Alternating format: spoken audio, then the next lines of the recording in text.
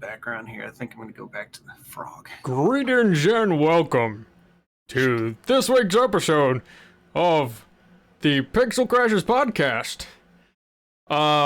Mortiel bored to death, literally, and died waiting for the podcast to start. So I'm taking over. These guys, I don't know what they're doing. They're weird. Anyway. Please listen so! And then go NightRose. And Kev is also here.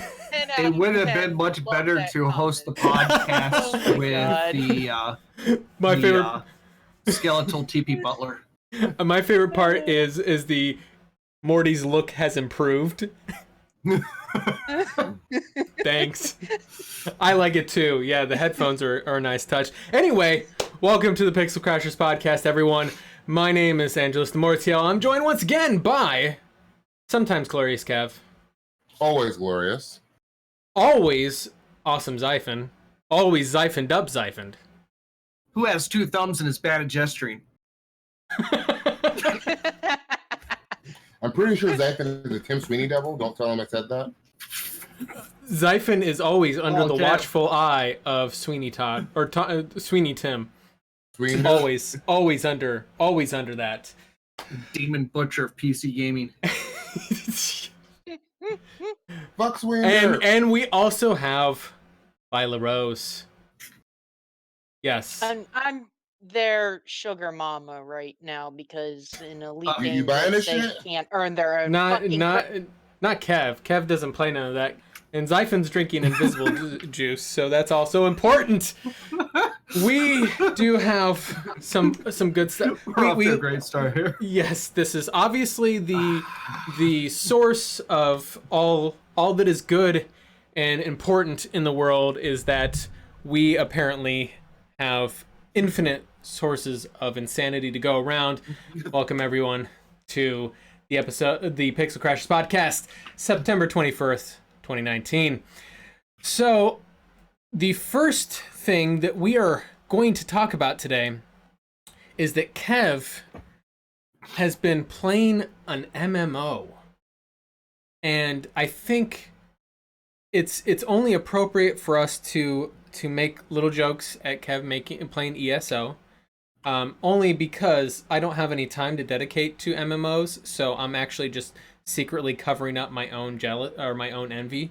So haha, Kev's playing MMO. I'm in the same boat. Morty doesn't play games! No, it's Xbox games and Xbox owners! You know, Anyway. I did see an amazing tweet that I did want to mention where someone, I think Kev, you retweeted it, that a lot of console owners, when they're getting rid of their console, make these tweets like it's a breakup with an ex-girlfriend. Oh, but when the owners of the other console, like I don't know if you saw the whole retweet. No, I didn't. I don't. Pay Yeah, that so dude was no, the dude was making fun of him. He was making fun of Cole Eastwood. Because Cole Eastwood came back and said, why do people do that when they get rid of their console? Like, dude, why you sound butthurt every time somebody says, hey, I'm excited, I got a PC, I got rid of my Xbox. Or I got a PS4, I got rid of my Xbox. Why are you mad at them for this? No, the best part about it, though, was the fact that he himself had made some tweet, I think, where the guy was pointing out that was like essentially saying, hey, oh, I'm so sad. I'm finally getting rid of my my Xbox. It was fun while it lasted. Like, motherfucker, what are you doing with your life? I'm like, that's probably the best decision you've ever made in your life. Yeah, like, well, I mean, my thing is it's a plastic box. You ain't gotta write a love letter to plastic it. Box. Oh man. Anyway, so while we're on the topic of horrible fanboys, actually this has nothing to do with horrible fanboys. This mostly has to do with the failure of everything, of the games industry in general, and I would say probably the first one is games media and publishers. So this is a bit older. This is obviously already kind of made the news rounds, so everybody's kind of heard of it. But I did want to kind of talk about this for a bit, and that was the Borderlands 3 reviews. And mainly because it's a very... This was some next level shadiness. And we'll probably also talk about that duck game, or the goose game, or that other game that I haven't been paying attention to. You know, that other game that also happened to happen. In any case, in this particular report on here, several news outlets reported that when Borderlands 3 was released, shortly leading up to the release of it, 2K gave them this really kind of cagey review copy that was essentially, they gave them a specific Epic Games account with the game already tied to it and nothing else. And then the game itself was a pre-release version, so it was not the gold version of the game. It was essentially a late-stage beta of the game, and then essentially coached them on areas to avoid because they weren't quite up to snuff.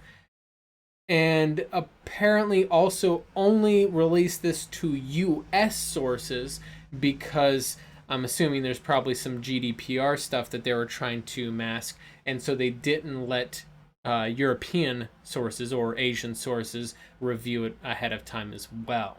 So there's a lot. Yeah, go ahead. They probably didn't let anybody who was going to say something bad about the game of course not, or review it. Oh yeah, no, of course not. That's all the publishers. Once you get blacklisted, you get blacklisted. That's, I mean, we talk about Bethesda, we talk about, all of them are doing that, you know. So that's like, you know, fun times. Oh, yeah, good times. But so the first thing I did want to talk about on here, and this is kind of the unclarities, I did want to talk about coaching. Do you guys think it's okay as long as it's disclosed to the public? Do you guys think it's okay for a publisher to coach reviews? Like say, hey, no, we acknowledge that this section is broken, but when you're reviewing it, can you skip that? As long as it's disclosed. No? No. Why? Because, in my opinion, it's still kind of dishonest. It's like, if you're going to release a product as a complete product for a review the entire product. If it's still broken, fix it, then release it. Okay. Don't release it or do a review with an asterisk. And then let's be real, these companies, these AAA developers or publishers, they're not going to disclose, hey, we just don't want you to do this to the public. They're not going to do that. They're going to just say, oh, here is the review as it stands. And they're going to play it off like, you know, it's the complete unbroken product, not telling you, hey, you know, if you go into this area, you know, in level 2, you're probably going to die. Or it's going to crap your machine. Or whatever. It crashes every time you look at the water. I don't know. Or it sucks up all of your internet bandwidth for unknown reasons. Or it sucks up 40% of your CPU usage for no reason. You know, whatever. Yeah, you know, that legit battle Borderlands 3 problems where apparently the game was taking up like 2 megabits of bandwidth, and that was interesting. Spyware. I apologize to anybody, by the way, that's watching the live stream that might have epilepsy because of the flickering cameras, potentially triggering any epileptic seizures. I apologize ahead of time. It is obnoxious, and I have no idea what's causing it. But moving on, Xaiphen, Rose, you guys have? Do you guys think it's okay to, as long as it's clearly disclosed to the public? Do you think it's all right to for areas to be deliberately skipped at the behest of a publisher? I don't think so. First off, they shouldn't have been giving access to. They shouldn't have given such beta access to reviewers. Generally, reviewers are reviewing a finished product before everybody. I don't give a shit. It shouldn't have been done. The fact that it was Gearbox and fucking Epic Games just makes everything funnier for me, but I don't agree with it. Yep. Xaiphen will give his thoughts soon once his audio's figured out. I'm hearing everybody cut out 1 second on, 1 second off. Great. It's great. It's top notch. I have no idea what is going on in this conversation right now. The correct way to talk to Xaiphen is to say, so I'm going to try switching my headset, hoping that will work. Yeah. So in any case, the other aspect on here that I think is kind of an educational, and I kind of agree, with Kevin Rose on this, that I kind of feel like if you're reviewing the game, you should absolutely be reviewing every part of the game. If a game is broken and the publisher discloses that, then absolutely, yes. Say in your review, the publisher has acknowledged, or the developer has acknowledged that this part is broken. However, maybe they want to say, hey, we're working to fix it. That sort of thing. And that's acceptable. But to me, I don't think it's acceptable to say, hey, avoid the DirectX 12 of the game because it's not working right. It's like, no, there are reviewers out there like Digital Foundry that specifically will review the technical capabilities of the game that might relate directly to DirectX 12. So I think telling anybody to skip that is disingenuous. Now, your IGN... Totally disingenuous. Like your IGN, your GameSpot, those guys can barely even play games to begin with. So I don't expect them to really be digging into the technicals of it. Yes, by the way, that was a shot fired at them, the whole fucking easy mode bullshit. Sorry, no. The easy mode bullshit, the can't beat the cupping tutorial bullshit, the can't aim the gun Doom bullshit, the lowering Mass Effect's score at the end of their review because they don't understand how skills and RPGs work. We can keep going. Yeah, I think what they would do is they would review games much like Sean Connery chose movies. If for those of you who aren't aware, he turned down the role of Gandalf for Lord of the Rings because he didn't understand the script. He picked up his career-killing role in League of Extraordinary Gentlemen because he didn't understand the script. Well, Trebek. Not so fast. Yeah.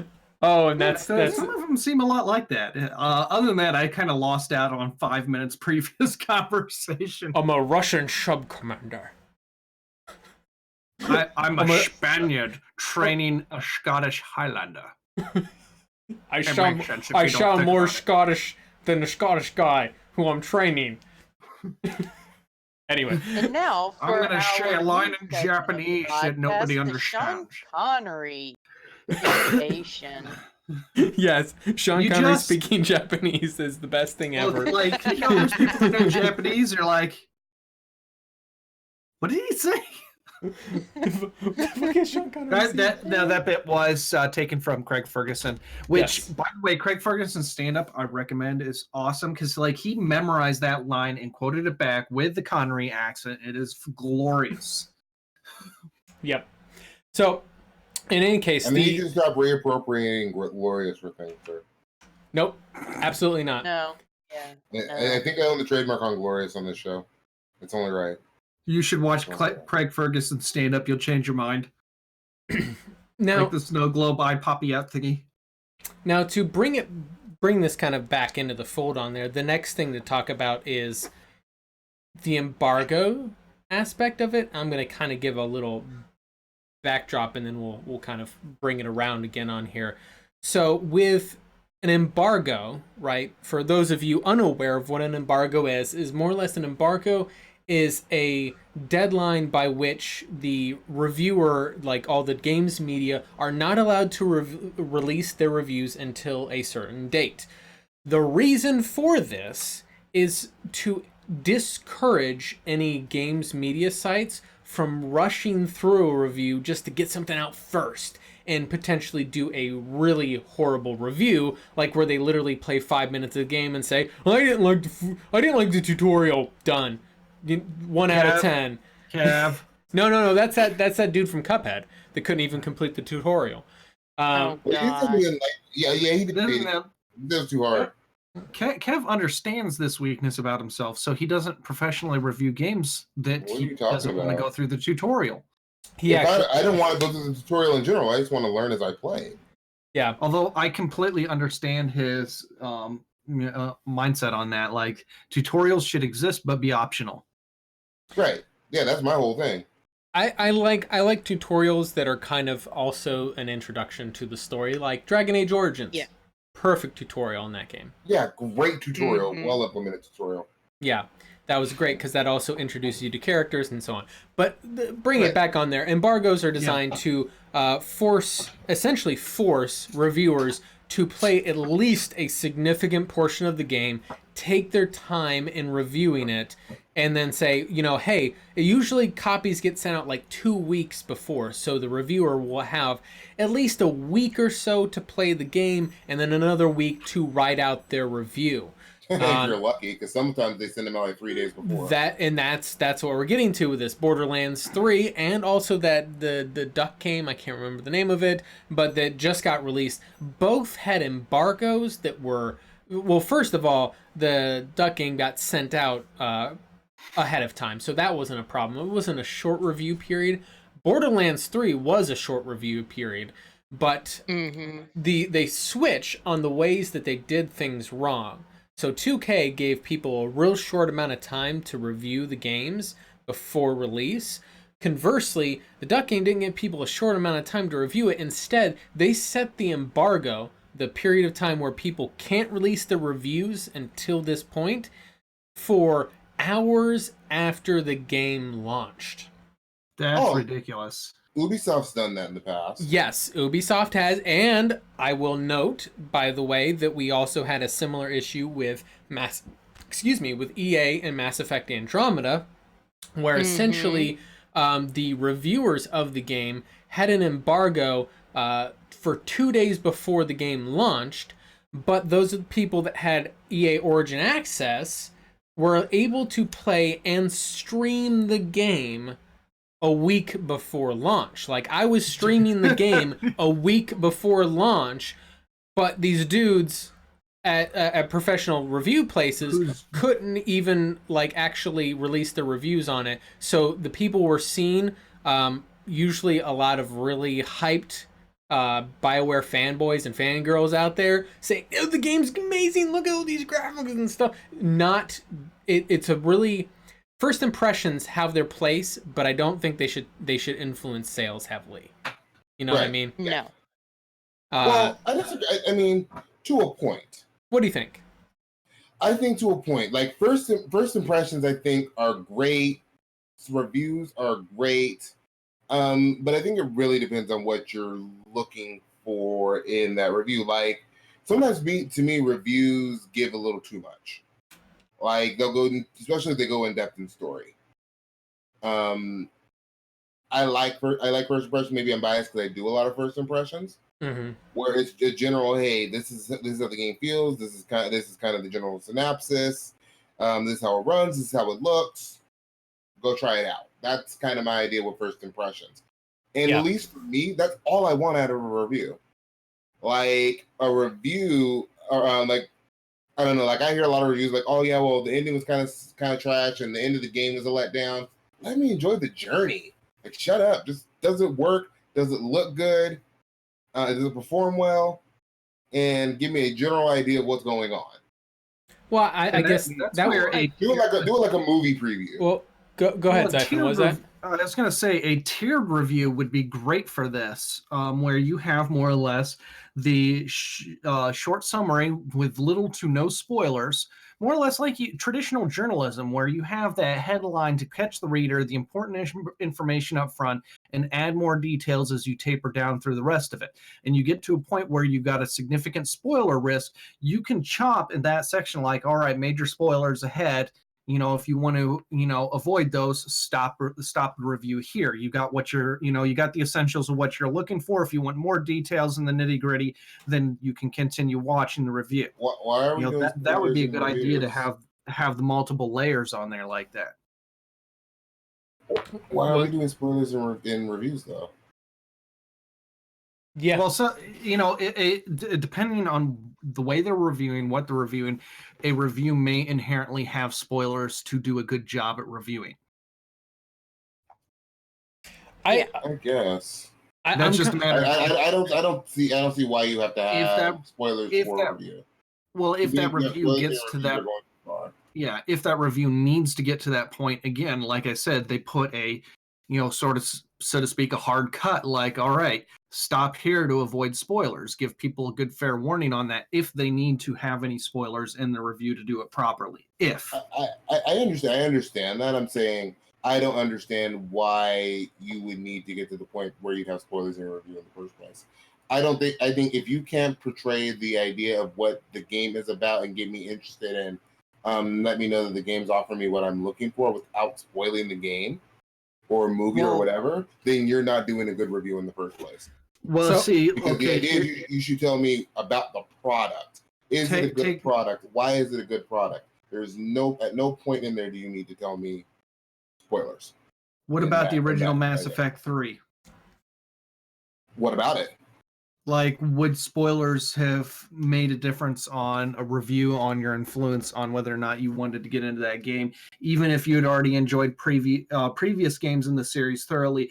If somebody had threw in a heavy spoiler, but it made a more accurate review of that game, the way it was built, the way that ending was, would that have just changed your mind on whether or not you actually wanted to continue with that series?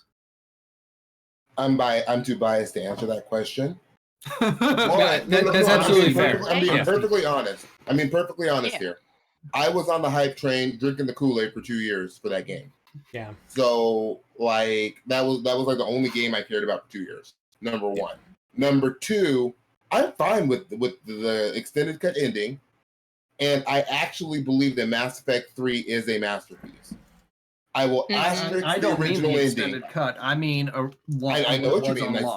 I think at launch it was still phenomenal. I can't let the colors, which was really my only problem with the original ending, the colors. I can't let that say, okay, the last 2 to 3 minutes of the game ruin the rest of like a 30-hour experience. So can we take a step back here real quick? I want to make sure that we're applying even logic on here. So previously we were talking about that it's not okay to leave out portions of the game, even if they're disclosed that they're being left out, because the review should be a holistic review of all aspects of the game. Yet here we're saying there's the comment being made that that it's okay to avoid certain parts, like for example, it sounds like story beats of the game that people might not want to buy the game as a result. Like for example, we'll take Mass Effect 3. Original form, without extended cut, the tricolor ending, which frankly was horrible. I personally think, without spoiling it, the reviewer could say, the game was great, the journey, blah, blah, blah, all these things were great, but the ending fell flat.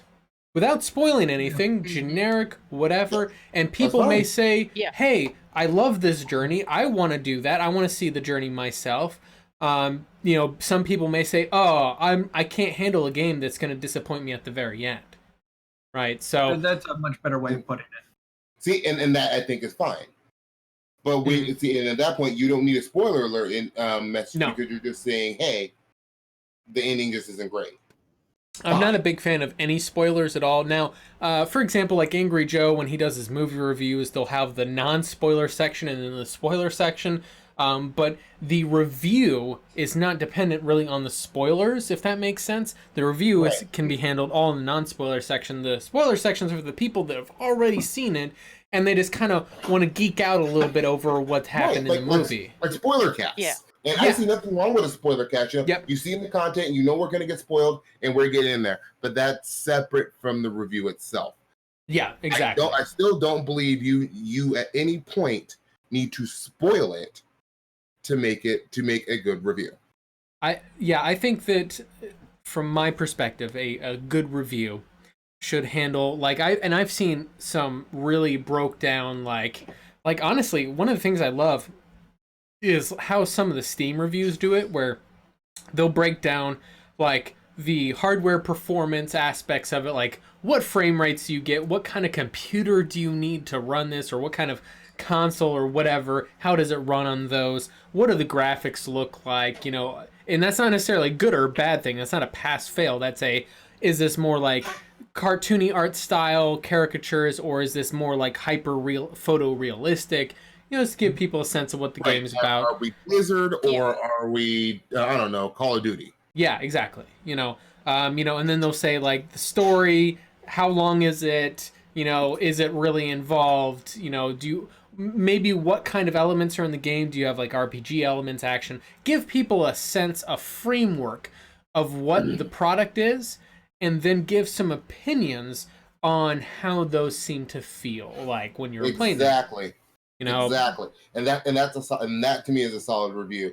Now, and I feel like when we talk about first impressions, I feel like first impressions even do those well. That's why I'm kind of on the fence about first impressions and reviews.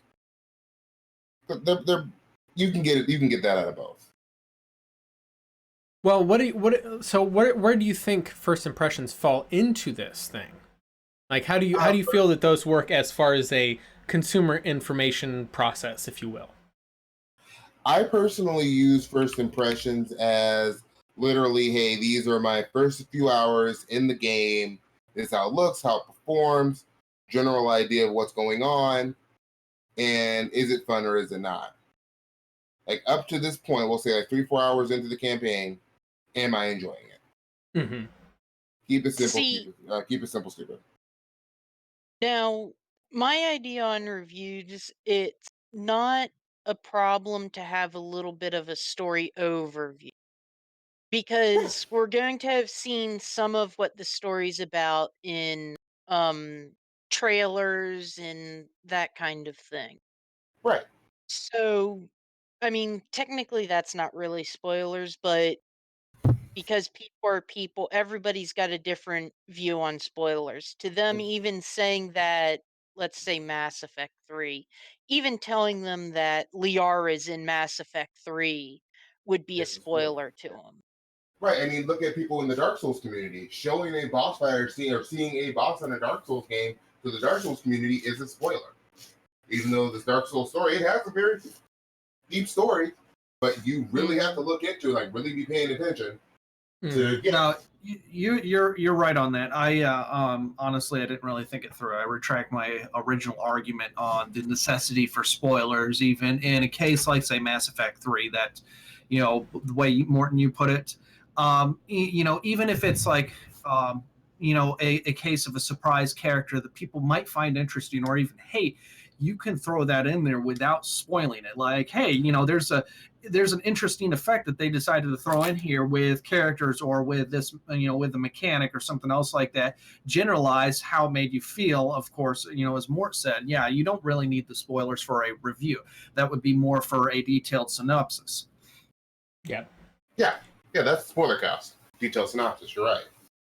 Yeah, I conflated the two, and I kind of didn't quite think my argument through. So I agree with you on that. So the internet's wrong. Somebody will admit that they're wrong on the internet. Yeah. Well, I think us being a rational, fairly rational group, I think that's unrepresentative of the internet. I think we all can agree on that. But no, the other part on here, right?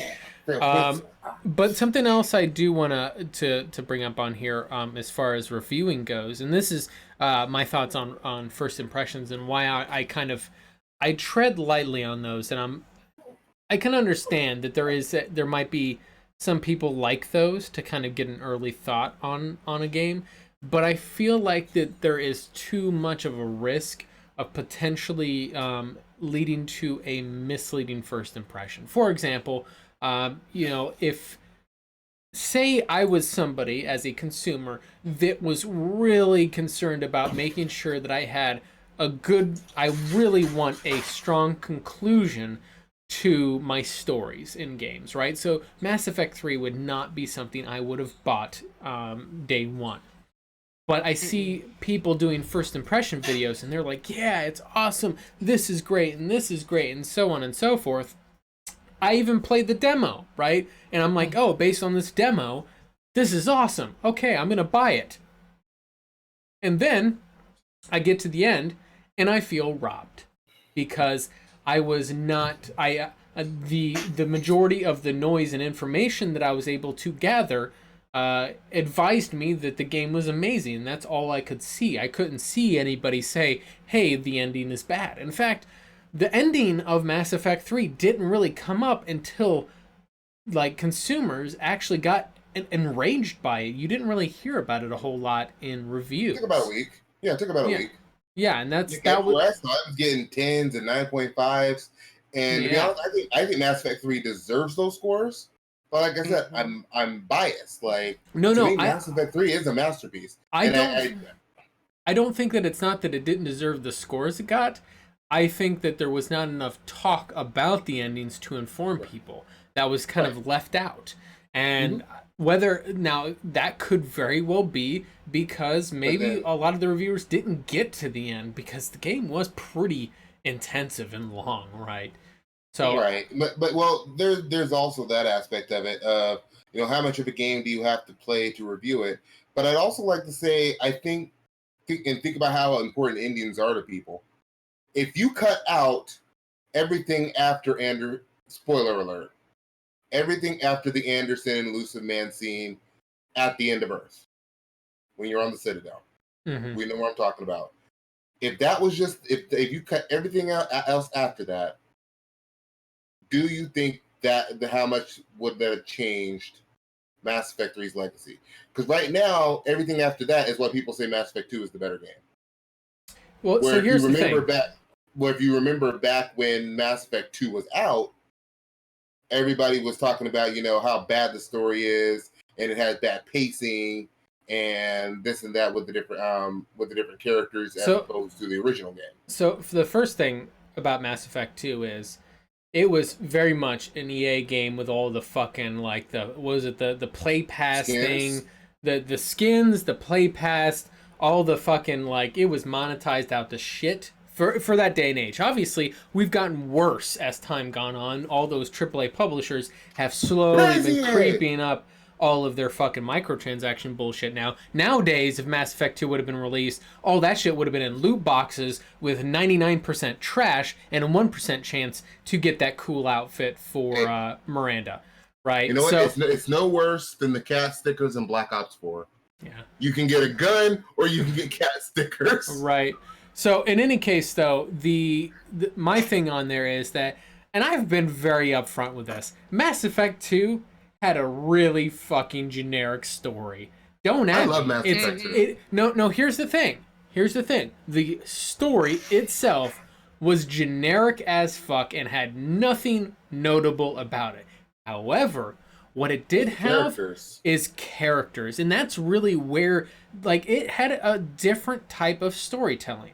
And that's why I don't necessarily think that I don't judge it as much by how generic that main story was, because it wasn't about that main story. It was about how you and your crew interacted. It was all about the side characters. That's why they had the loyalty missions and all that stuff going on. And it was really interesting, the dynamics and how that worked. And that showed in the way the game ended, because obviously the final mission, doing all those loyalty missions, getting to know the people, understanding their strengths and their personalities, helped you complete the final mission.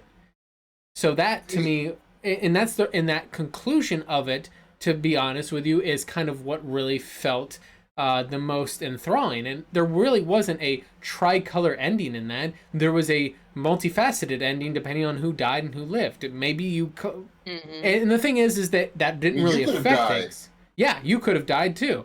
And that doesn't necessarily affect anything per se, because you can't play Mass Effect 3 with that save if you die. Yeah. But no, the thing is that there wasn't these drastic changes happen to the universe as a result. But like I said, the conclusion did feel satisfying, and you felt like the choices you made up to that point actually had a difference. And that's something I think that BioWare rarely does right, and I'm very critical of that. KOTOR 1, you could be the evilest son of a bitch on the face of the planet through the whole fucking game. And there's one story point, and anybody who's familiar with that game knows that one story point where you can just be like, you know what, I'm a good guy. And then you go full light side points. Everything's been reversed at that point, and you are a perfect fucking angel at that point. What? No. Fuck off. No. That's not how that works. Likewise, they had that point in KOTOR too. Yeah, no, they did too. KOTOR 2 did not have something quite like that. There was not. Oh, yeah, so there was no binary ending in KOTOR 2. In fact, it was a very convoluted ending, to say the least. Well, that one kind of needed it. Like Krea's presence on there was more or less trying to train the main character as a Grey Jedi. Mm-hmm. Now, as somebody who's never beat the KOTOR games, I'm gonna reach out on a limb here and say that most video games suffer from bad writing. I don't think this is just a BioWare thing. So it's like you might get great characters, but you oftentimes get generic stories. No, it's not. It's not that it had bad writing. It's a trope, or I shouldn't say it's a trope. It's a storytelling flaw I call the ultimate sin. It's essentially where, like for example, you've played Mass Effect 3. You could be the most renegade person up to the very end, and you can still choose the blue route. Or you can be the most Paragon guy up to the end and still choose the red route, right? That to me makes no sense. If you, like, I feel like that if I'm playing a game, it should be like Dishonored, where if I play the high chaos route through Dishonored, I think that's what it's called, chaos route, through Dishonored, at the end, I don't get a final choice. The events unfold in a way that's befitting the way I played the game up to that point. You sleep in the bed you made. Yeah, exactly. So, spoiler alert for anybody that's played Dishonored, but the game's really old at this point. You play I still haven't beaten Dishonored. Well, too fucking bad. I know. In any case, if you play the high chaos route, you get fucked at the end. I'm not gonna say how. I'm not gonna say how, but you get fucked. And you know what? That's as you said, that's the bed you made. You know, and that to me is great storytelling, because it's like this world is living and reacts to you if you more or less allow the player character to just literally hand wave that interaction away. That cheapens it to me. And I don't see too many games that do that. It's mostly just BioWare. It has a very linear route and playing route. It has a lot of reactionary environment. It's actually better than fucking a lot of open world bullshit that you see anywhere else. Open world games, for the most part, have shitty writing anyway. Well, and the thing is, have none. Yeah, very little. Yeah. And the thing is that what I'm saying about the whole BioWare thing, this wasn't just KOTOR. Jade Empire also did the same thing with the ultimate sin, as I call it, the final choice that ignores all previous choices. Because another game that I haven't played, but I think that's because I didn't have Fable the did the same thing too, didn't it? Fable. It's not even BioWare. Yes, Fable also did. It's not just a BioWare curse; it is a curse of a lot of RPGs. Games have a sinometer in there. So yeah, they have a binary morality system. And I do, and the thing is that's one of the things I liked about what Dragon Age did, because from Dragon Age Origins, they did no binary morality system. You just had approval from your various team members. So, and I think that's a better way to do it, is because, and that's something, by the way, that how a convoluted ending system was honestly Star Ocean. I don't know if the first Star Ocean, but Star Ocean, the second story, and they advertised the crap out of this. It's got like 60 different endings or some crap like that, and they're not like full cutscene endings. It's like it's a picture and some script. But there was no binary ending to that. There was no good, bad, whatever. It was just all fucking different. And that was one of those games that you could try and play a second time through the same way, and you would still get a fucking different ending. Yeah. And that's like, granted, the story was a little bit meh. The characters were also meh, because, it was very PlayStation game. Yeah. It's a JRPG. No, people have a lot of nostalgia for Final Fantasy VII, and yes, it's not horrible, but it is more generic than some people want to realize. Yeah. Yeah. I'm not. Here's the thing: is I'm saying that, and I Rose is about to rage quit on you. You dare talk down about your Final Fantasy. My hours capped out. What was it? 199, and the game stopped counting. It stopped counting Those after are a while. scrub numbers. Well, if the game stops counting, I don't know how many hours I put into that game. Yeah, that's the problem. But that's the thing is Both? What? Both I was going to say, almost every JRPG that I've played recently caps at 999 minutes and 99 seconds. Oh, that was my favorite. PlayStation. It was 199 hours, no minutes or seconds or anything like that. Now, Star Ocean: The Second Story did not have that cap. I hit 400 or 500 some. I only had so much time to mess around with it. So I'm guessing I put around the same number of hours into Final Fantasy VII, and that didn't have multiple endings in it. So I did enjoy it. But looking back on it, it's not a revolutionary breakthrough. It tells a good story for a game format, but it does not tell an awesome story for a game format. I mean, let's be there are certain scenes in there, like there's certain scenes and events in that game that shock the player, make holy shit, this is awesome. Nobody's ever done this before. And that's a lot of what people have hooked a lot of people into the nostalgia of it. And yeah, it was great. Now there's been better story elements, better character elements in other games. I'll say something really controversial. Final Fantasy X had a better story than Final Fantasy VII. Don't at me. I'm just want to know how actually often, yes. How often do you get an amazing story? How often do you really get like an amazing story out of games though, like that aren't generic and that aren't based around just great character writing? Spec Ops: The Line. Yeah. Oh yeah. That's how often. Yes. Spec Ops: The Line has a great written story, but how often? That doesn't happen very often. I would say no. The thing is that of the games that are released, I would say probably a good majority of them don't give a shit about that, and that's fine because that's not their point. Like, for example, you're not playing NBA 2K19 for the fucking character development. You're playing it because you want to play some. No, you're doing it because you want to play basketball. I like that. Some people give a shit about the story of my career. Yeah, whatever. I've seen people I doubt it. I doubt there's that many people. There's 5 people playing 2K19 that want to play that for the fucking character development and story writing of a goddamn basketball game. No offense, but there's like 5 people in the universe. A game that had a good generic story, it was a little surprising. It was a good, a game series that had it was a generic story, but it was good. It was well presented, and it had a lot of shock and awe moments. The Modern Warfare series. Yeah. I'm going to throw Uncharted out there, and I love Uncharted. Tomb Raider 2. Oh, buddy. You mean Falling Simulator? No, I'm talking about the older Tomb Raiders. Generic I think I have PTSD from that. But, going back to the reviews thing. Yeah. No, my thing is that when it comes to reviews, I think that it should be a holistic package. You should be able to review the story, and the thing is that includes maybe you don't do all the side quests. I don't know. It depends on the time frame, because obviously it depends on the game too. Like Assassin's Creed, you totally want to talk about the side quests. No, I'm not saying don't. I'm not saying don't talk about the side quests.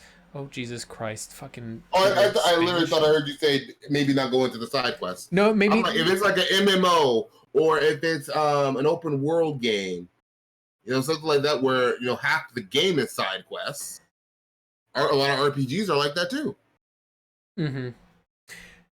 Well, I mean, that's it. I think it's very contextual because, there is a case to be made where side quests are very important, or just the general repetition of quests too.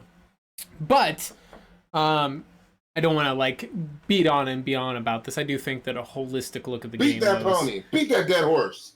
I also think that that Kev's first impressions, he should just do full out reviews, and that's my story, and I'm sticking to it. At this point, the first person who told me I should do reviews. I hear that often. Given that we, at this point in time, with very few exceptions, almost all reviewers are paid PR by the publishers. People should. No. Well, okay, day one reviewers, people who are actually able to launch the review on the launch day of the game or before, that actually have a somewhat decent context of the game, that don't get it like hours before launch or on launch day to actually start the review. If they start the review after launch, I would consider that much more reliable because they don't have a restriction on their freedom of speech by means of money and contracts. I mean, there is. I would say when it comes to traditional games media, like your IGNs, your Kotakus, your GameSpots, and so on, I think that they tend to be very conciliatory to publishers, especially the big corporate publishers, because they don't want to be denied access, right? That, to me, that seems like that's a very common thing.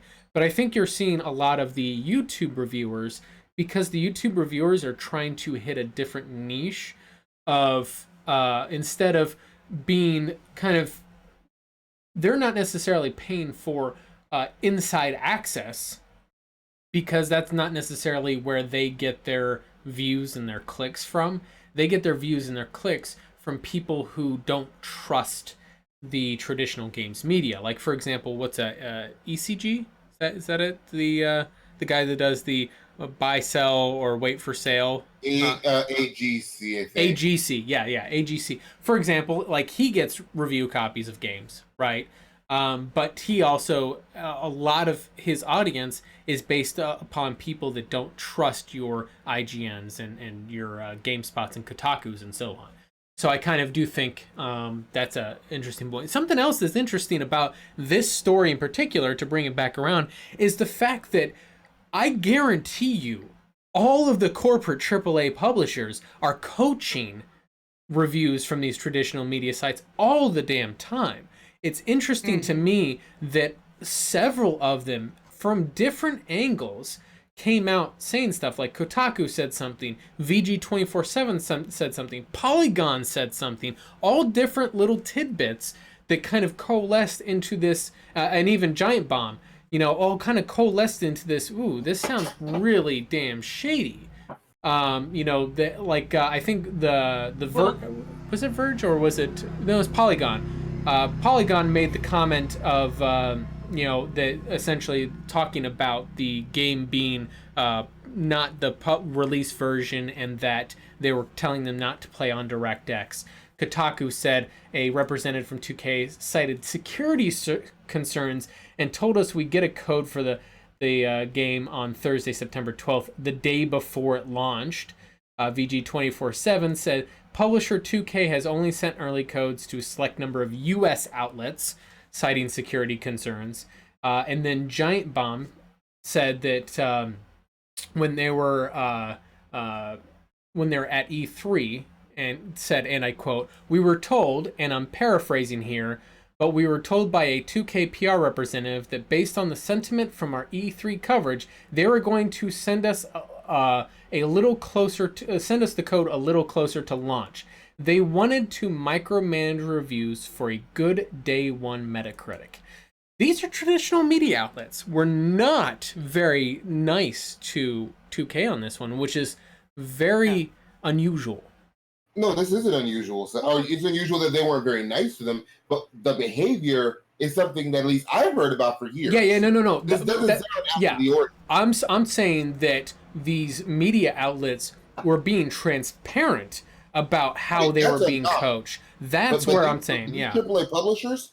Oh, yeah. Just want to paint a narrative. They're bad as Tim Sweeney. I think Tim Sweeney's in bed with them too, because all he wants to do is paint a narrative right with them. Yep. Like, that's all they're doing. They want to phrase the conversation a certain way.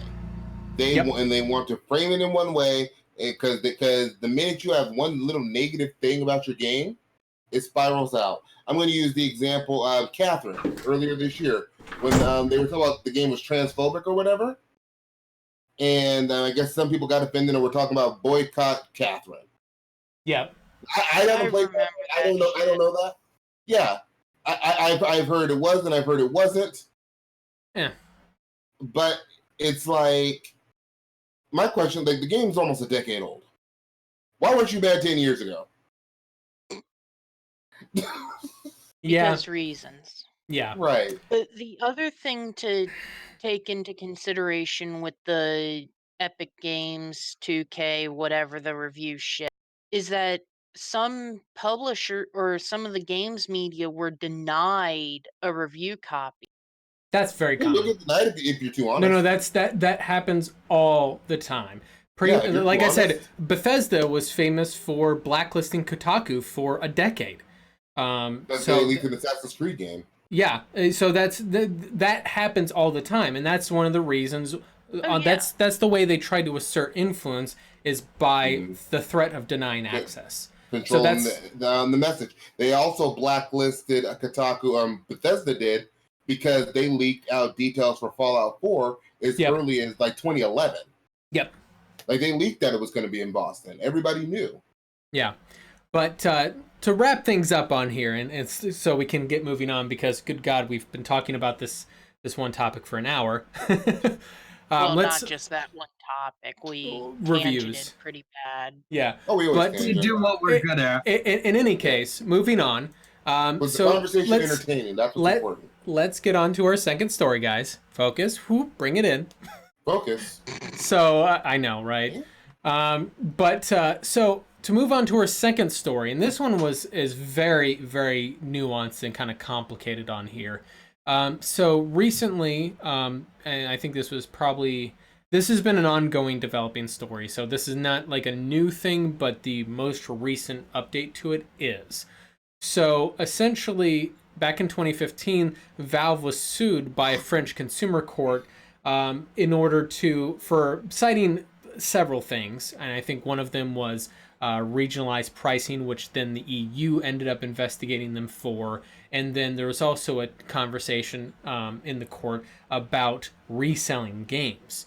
And now, finally, the court, 4 years later, ruled in favor of the plaintiff, so that essentially saying that Valve has to allow games to be resold. And like I said, this is a very complicated topic because it definitely says a lot of things. Now, for clarification background before we get into the discussion part of it, obviously GameStop, we all are aware, is very infamous for their reselling tactics of, I'll give you $5 for that brand new game that you played for 1 hour. And they sell it for 55. Yeah, and then resell it for 55. Yes, we're all familiar with that. This is talking about. Can we acknowledge the Kermit meme though? Because the Kermit meme is amazing. Yes. When I'm like, I was gonna stop and help GameStop when he was getting jumped, but then I remember he gave me 50 cents and sold the game. I sold the game again for $50 and rolled the window up. My favorite part was whenever someone said, "Hey, it would be funny if one of the major publishers came and tried to buy up GameSpot and then GameSpot was worth like $100 million, and they're like, I'll give you 1,000." GameStop can't. Yeah, GameStop can't trade itself in. Yep, exactly. But in any case, so back to the topic at hand on here, game reselling, which technologically would be very easy to implement. So that's not necessarily a problem with not being able to. The question is, should it be allowed? And that's kind of what I want to turn over to you. And I want to start with Rose on this one. What are your thoughts? Like, do you think that game reselling should be allowed? And if so, how should it be done? I do believe it should be allowed. I mean, way back when games, I mean, even PC games were CD and had a key that you typed in, you could resell the. Most people didn't, though. But the PC market hasn't really resold games. It should be allowed. Now, how to do it, I have no fucking idea. For Deactivate Steam, the maybe use the community market like now, because then they could charge a fee, they could give money to developers, and this whole reselling has the potential of really affecting indie devs, which wouldn't be good, honestly. Mm. So I don't really know how else to implement it other than using the Steam community store But how does that work way outside of everything- Steam? Well, Not that's every game is on Steam. Yeah. okay. If the game, wherever the game was purchased through, wherever you activate the key, honestly, that would be the most logical resale point. Unless the game does not have an activation key, then it's kind of irrelevant. You can kind of resell it, although you may as well just say, hey, I'm going to have you download this copy of the game if it doesn't have an activation system in it. But what you do is, like, say if the game is bought on Steam, you put the key up for the community market. Either you have to deactivate it for your account first to be able to put it on the market, or say you can still have access to play it while it's on the market, and then once somebody makes a purchase, it gets deactivated from your account and activated onto theirs. And of course, whoever has the control of that market, they can take a cut of that. And if they honestly, as a endpoint distributor, the game is already primarily sold. They would technically, I would think, be under no obligation to get a cut of that cut back to the publisher, although they should. I just don't see it honestly happening. Same if it goes through GOG or EGS or Origin or anybody. If you activate the game or the key on that distribution system, then they can have a resale market. They can host a resale market there. Mm-hmm. Kev, what are your thoughts? I'm on the fence about it. I'm more or less like, I don't see a problem with it. At the same time, I'm like, it's all about how you do it. Like, if the developers or publishers or whatever aren't getting a cut, but like Valve or GOG are getting money for it, leave it alone. But at the same time, if they're gonna get their cut, okay, cool. That's my only real beef with it. I understand if people want to give a cut to the distribution platforms because they're gonna have to figure out a way to make this happen. But I don't know. I'm really on the fence, but I don't have any major thoughts on it, to be perfectly honest. Mm-hmm. Another thing Go to ahead. point out is that there needs to be some review of the community when they go to resell, because what if people buy these games full price and then turn around and sell them for $65? Not saying that Oh yeah, isn't these totally going need to be to happen. regulated. I mean, it's totally going to happen. I have a couple. Oh yeah, the eBay effect. I'm gonna buy a NES Classic for $40 and then turn around and sell it for $3,000. It happens on eBay constantly. Yeah. So there's that kind of concern as well. And that's where, with Steam charging fees, I'm using the Steam community store as a basis because you can sell your trading cards on the community store, but generally you will not get as much money back out if you turn around and sell that card. Because there's so many cards being sold. With the games, I don't see them selling as much. And you're also going to have the Steam summer sales, the winter, the fall, the spring sales, where people are buying these games for 85% off. Who's to say that after the sale's over, they aren't turning around selling the game? Let's say they got it $15, selling it for $20-25. Right, when it goes back up. I actually have a couple ideas on that one. One is there's also an alternative method of sale that I forgot to mention, is more or less a Wild West idea where you just deactivate the key and then you can sell that key wherever, like say to the digital version of GameStop Kingway. I mean, yes. That's going the Wild West route. The other option is if it's going back through the distributor, is granted this is something Steam or Valve probably won't do because they kind of take this hands-off approach to a curation factor, but since they already do pricing internally, it would not be much of a step for them to do pricing on a community market that is they host. So what they do is say, okay, game is $40 new. If it has not gone on sale at all, the used price of deauthenticating your key and somebody buying up that particular key is half that price. So you can sell it off for $20. Steam takes a cut, and if they're noble, if they go take the high ground, they also give a cut of their cut back to the publisher. Or, if the game goes on sale for half price, okay, well, now you're selling it for that sale price. Either they could leave it as that, or say, because it's a used factor, now it's only available to be sold through the community for half of the sale price, half the lowest listed price ever for that game. So I actually have a kind of an interesting thought on here, is that I think that essentially the revenue share should maintain the same whether the game is new or used. And a key deactivation system would work most of the time. GOG might be a little tricky because obviously GOG operates in a DRM free system, but I mean, who's to say people aren't buying GOG keys and then just spreading out the wealth anyway? Yeah. Well, in any case, though, the thing I see here is it would be fairly easy to just deactivate the key for the person who has it, like they did a refund and then reactivate it. There's technologically no problem with doing this. It would be very easy to do. However, I think that obviously the revenue share should be 70-30, no matter how the sale happens. If it's primary or secondary sale, it should be 70-30.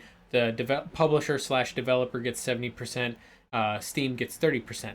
That is generally beneficial to everybody because obviously that means that those companies are getting paid twice for a single game, essentially. But why not 88-12? Hold on. Oh, fuck you, Kev. I don't give a shit. That's not the point. The point is that in doing that, something I think is exceptionally important on this one is I don't think they need to worry about the whole resale factor. The whole someone buys it on sale for 85% off and then turns around and sells it at full price once it goes off a sale. You know what? I think by all means let them do that. Let people buy low, sell high, whatever. Maybe there's a stipulation that it can't be sold at full MSRP or something like that. But otherwise, if people want to make a profit off of that, cool. People make profit off of other Steam marketplace items as is. So I don't think that that's necessarily a problem. There's also the good luck factor on that. Yeah, it's good luck. You have to know the market, be able to play the market. You have to actually, do some research. I don't necessarily think that should be punished. And the other point on here too is that keep in mind that if I buy a game at 85% off and then I resell it at 50% off, right? So I'm making a profit off there. Guess what? The publisher/developer and Steam are also making their cut off of here. So everybody's benefiting and consumers still, like I said, I think that there might be a cap on, maybe it can only be up to 95% of the MSRP, right? So maybe they can't sell it for $60. But they can. The thing is, it's a digital good, so I guess that doesn't even matter. But maybe they can't go above MSRP. They can't sell the game, a $60 game, for $65. But actually, I think that here's the thing: is I wouldn't even say have that. How dare you try to benefit consumers? I'm gonna walk you back only my benefit argument. the companies. I was gonna say I'm gonna walk back my argument partially and say that they can try and oversell it. Try. Because here's the thing, it's like I've spent some time on the Warframe market from purchasing things, and when you have a community listing like that, people are always trying to outsell each other, and everybody only has one copy of this. But even though every given account holder may only have one copy, there's how many millions upon millions of account holders, millions of copies of these keys. The keys have unlimited generation behind them, so good luck for selling it higher than MSRP. Yeah. I think it's fair. I don't think, and because the thing is that would also fit with generally Valve's kind of hands-off approach to things. So it wouldn't require them to change a whole lot. It would just essentially allow them to. It would require them to set up kind of a market where they would need to, allow people to resell stuff just like they do with their skins and that sort of thing. But I thought of something that's kind of concerning here too. I want you to finish your point, but I also want to jump in there when we get a chance. And thought of a concern that might. But I'm to me, I think that allowing people to resell a game and the revenue on that, if they happen to make a profit, I say all the more power to them, because you know what, the chances are that they're going to go and spend that money back into another game. Like, yeah, maybe they cash out and they make some money off it. I doubt that, though, because most of them, people are already obsessed with creating these massive collections. Like, Kev, imagine if you could right now start selling off all those games that you're never going to play in your library. You mean the ones that got from Humble? That's a pretty big chunk. Yeah. You know, you could, and then you would go and spend that, most likely you would spend at least a good portion of that back into buying games that you do want, or buying DLC that you do want. Yeah, or buy loot boxes, whatever. Point is that that's going to work itself back into the game economy, if you will. That's going to continue to recycle itself back into the game economy, and essentially benefit the entire games industry. I think that there's very little downside to this. Hopefully, I see a downside, and this is where I want to come with this. Yeah, go for it. This is what I was talking about. Mm-hmm. This is a slippery slope because of gray markets. When are we going to get to the point where people are trying to steal stolen keys via Steam in the same market? We're going to undercut G2A. No, so we're going here's to undercut Kingwin. Yeah, so first of all, something I do want to point out is that there is a chance that Steam or EGS or Origin, whoever, all these game stores, right, of having their own internally based reselling mechanisms will put out of business G2A and Kingwin and all of those guys, or at least I still want those guys around, because when for example, I got my kids their PC this year, they gave me a key for Resident Evil 2. I already owned Resident Evil 2. I could have just went out and sold that key. You could sell it on Steam or wherever the key happens to be. If it's a Steam key, put it up for sale on Steam. Right.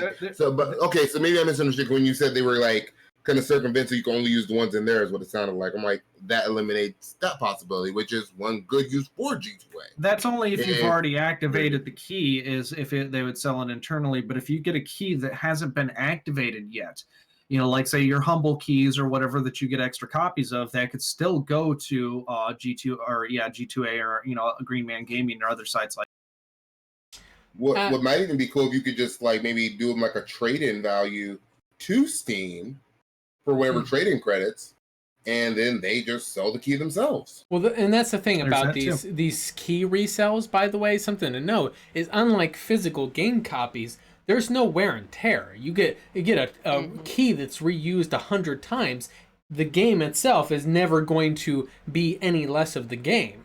So technically, as far as a value proposition goes, that key, like say it's a $60 game, the first time that key's activated, or the 100th time that key is activated, it's still value-wise a $60 game, right? Yeah, we holding out this key hard. Well, I mean, I do have one question involving this, though. What about delisted games, like say Alan Awake on Steam? Mm-hmm. It's bad. That would be a catchy one, because Steam gave everybody the opportunity to download a copy of Alan Awake, which I have. I've never played, but they lost rights to be able to sell it. No, now it's back. It is back. Well, let's say here. if they lost rights to sell a game for whatever reasons. Yeah. However that works, they lose rights to sell a game. People want to unload their used keys. Would Steam be legally allowed to host a used sale portion of this, even though they are not directly selling it? They're still hosting it and taking a cut out of it, and that becomes a gray area there. And also delisted games like this, where there will not be more key generation for it. Marvel Ultimate Alliance is a perfect example of that. People are still trying to get a copy of Marvel Ultimate Alliance, and so this is and Activision lost the license, so they have to take it down. So here's where I would go on that one, and this would be my viewpoint on it, is that if Steam, for people who have the game, if Steam still hosts downloading and installing of the game, then they could host the secondary sales market. But if it's a game like they're contractually no longer allowed to distribute the game, period, even if a person has already activated a key, it's not that the game is not for sale. It's that, for example, it went Epic exclusive, and now Steam is no longer contractually allowed to distribute the game, period. then I would say that they would have to break down the market and say, hey, if you had a key for sale, sorry, but you have to, we're canceling that listing. Anybody who sold a key and someone bought the key and activated that game, then I would say that goes in the, well, shit, sucks for you. You know, hopefully you downloaded the game. Like, give them a chance to download the game if they have the key and it's activated on their account. Well, let them download it. But I have a few games in that scenario, and I'm going to use Ultimate Alliance in that example again. Yeah. Even when the game gets delisted, the key is yours forever. You can always re-download it. Yeah. However, new buyers can't buy it. Like I mentioned, I'm going to keep using Ultimate Alliance. There was a Ninja Turtle game that came out a couple years ago that's also like that. I can still go back and download it. I can play it. I can even go and use all the community features and everything. The store link doesn't work. You can't find it in the listings. NBA 2K15, another one, the older NBA 2K games, I think before 17. Can't find them on Steam. Now, I have them in my library, so I can go to them, and I can pull them up, and I can install them, and I can play them. But I can't find them in the listing. And that's just kind of how those guys work. So in that particular case, I think that it's entirely feasible to have a secondary market continue to operate with that. And the thing is that I would say that as long as the publisher is still getting their cut, their 70% cut from the resale of that game, I think that that's fair game. 80-12, 80-12. And the thing is that I think that should be the way you get into this one is that is written into the contract when you are putting a game up for sale on Steam. Part of the contract with that stipulates that the game is also able to be resold based upon this court ruling. We have to allow resales of games, and as a result, even if your game is no longer delisted from the Steam store, reselling is still possible through reusing of key activations. The catch, this is the one to me that is the real catch. It's a very niche thing that would likely very rarely happen, but it's still something to be considered, is what if you have a THQ situation where you actually have a publisher that goes under? Where do you deliver the money for that? Now, with THQ, obviously years later, THQ Nordic bought up all of the THQ IP. I think they were just Nordic before that. I don't actually know what their name was before that one, but essentially they weren't THQ before. They bought all of THQ's IP and took on the name. I say that's an easy answer. If somebody owns the existing licensing rights, if somebody else buys it out and takes over possession of those licensing rights, then they get that cut. If nobody is there for it, Steam gets to keep their cut of the cut. It's that's the thing. Yeah. It's like, okay, Steam stores that may sell things that don't exist anymore or whatever. Like, say you look at pawn shops, that sort of thing. They're more or less, in certain situations, they're looking at 100% profit on something just because there's nobody else to push it off on. Yeah. And honestly, there's nothing wrong with that legally or morally. If they have somebody to give a cut to, morally, legally, they'd be obligated to give them that cut. If there's nobody there to take it, nobody taking over possession of that original contract or licensing rights, then they get to keep it. No, I see no problem with that. I don't see it as much of a problem at all. Like, all right, more money for them. Yeah, fair enough. Right. Yeah, and like I said, the chance that's going to be a very fringe case anyway. You don't have that happening that often. But yeah, I still see it as I think it's. I don't think that there's a big problem with this as long as it's handled in a way where every resale, you keep that 70-30 split. You just essentially deactivate the key from the seller's account and allow it to be activated by the buyer. And like I said, you just keep giving 70-30. Steam gets 30, and the publisher developer gets 70%. Keep that fixed the whole way through.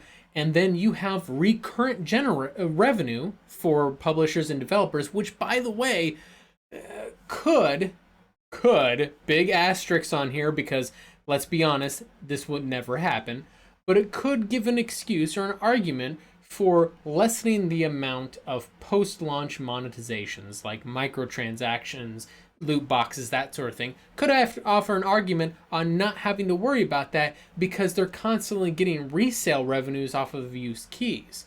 So I think that's an argument to be had there too. Now, I'd like to ask some clarification. When you say 70-30, what about the person who's selling the key? Well, How much it money would do be they 70, get? 70, 30, 70, 30. So the person who resells the key, they keep 70% of that that is a sale good price. point. My brain like doesn't. I did the math on it just now. So say you sell a key, I don't even need a price. You keep 70% of that sales price. Somebody buys it, you get 70% of that, and then the publisher gets 21%, and then Steam ends up with 9% because Steam the distribution sale is a 30% cut on the distribution end, and then they cut that 30% into a 70-30 split. So that ends up being 21% to the publisher and then 9% to Steam, which, yes, it starts getting pretty low down there, but this is a used sale. So And then they could start saying, hey, EGS, why aren't you selling your games at 9%? I like that. 9 is too high. Now another point. This lawsuit only targets Steam. We would have, like, what would other companies do? GOG, legal Origin. precedent. Legal precedent. If it hits Steam, especially Steam, like the Valve being the biggest distributor on PC right now, this is something that is a valid reference to a trickle-down effect. That would end up going to a lot of other major publishers. They'd have, we'll say Origin and their own shit. They'd have one hell of a time trying to get out from under it. Not to say they couldn't figure out a way, because I'm sure somebody would be looking at legal loopholes for this crap. Yes. I don't know why, because if they're internally hosting the resales, it's only helping them out. Yeah, and like I said, the main key on here is that you're making money multiple times on a single copy sold, so it's a net benefit on those. Like I said, GOG is a little tricky because the whole thing, like for example, their refunds. You do a refund, they're like, okay, we trust that you're uninstalling the game. Yeah, I could have kept playing. What game was that I got? The crappy Witcher space 3? game. Oh, yeah. No, crappy. No Man's Sky. No Man's Sky. I got that one refunded, I didn't have to uninstall the game. It is now. From what I heard, it is now. It wasn't then. And I don't have a refunder's remorse on that. Mm-hmm. I guess I just made up that term that exists now. Refunder's remorse. But yeah, that is like I said, that is a tricky one on there because technically, given that GOG has a no DRM, no way to track these keys, and if the game is installed, obviously. Honestly, I think trusting the buyers, the consumers on GOG's part will still continue to help them. Much like how much is pirating hurt GOG versus anyone else? They've actually reported that there's been no significantly higher rates of piracy on GOG versus any other platform. This honestly, I think, would fall into that same boat. Yeah, especially if GOG takes the lead and decides to open up a resale store and beat everyone else to the fucking punch. Well, so here's the thing. GOG already has a tough enough time convincing publishers to release games on their store because of the fact that even though DRM has no demonstrable impact on piracy, it does not help anything necessarily at all. There's been no evidence that DRM actually reduces rates of piracy versus GOG. In fact, there's been evidence to the contrary. However, before it's a legal requirement, they can give publishers an option to allow it. Yeah, you'll start off. Start off being the first person. Though? Start doing it with their own games first. Yeah, shareholders is probably where the problem is going to backtrace to. Anybody having an issue with it is probably going to come from shareholders. That's the thing is that when you're dealing with the corporate publishers and the like, when a lot of it is that when you're dealing with shareholders of a public company, they're very risk adverse. And even though DRM does absolutely nothing to prevent piracy, because every time you see a new game get released, it's usually a week later. Oh, it's got a new version of De Novo. A week later, we cracked it. That does fuck all, right?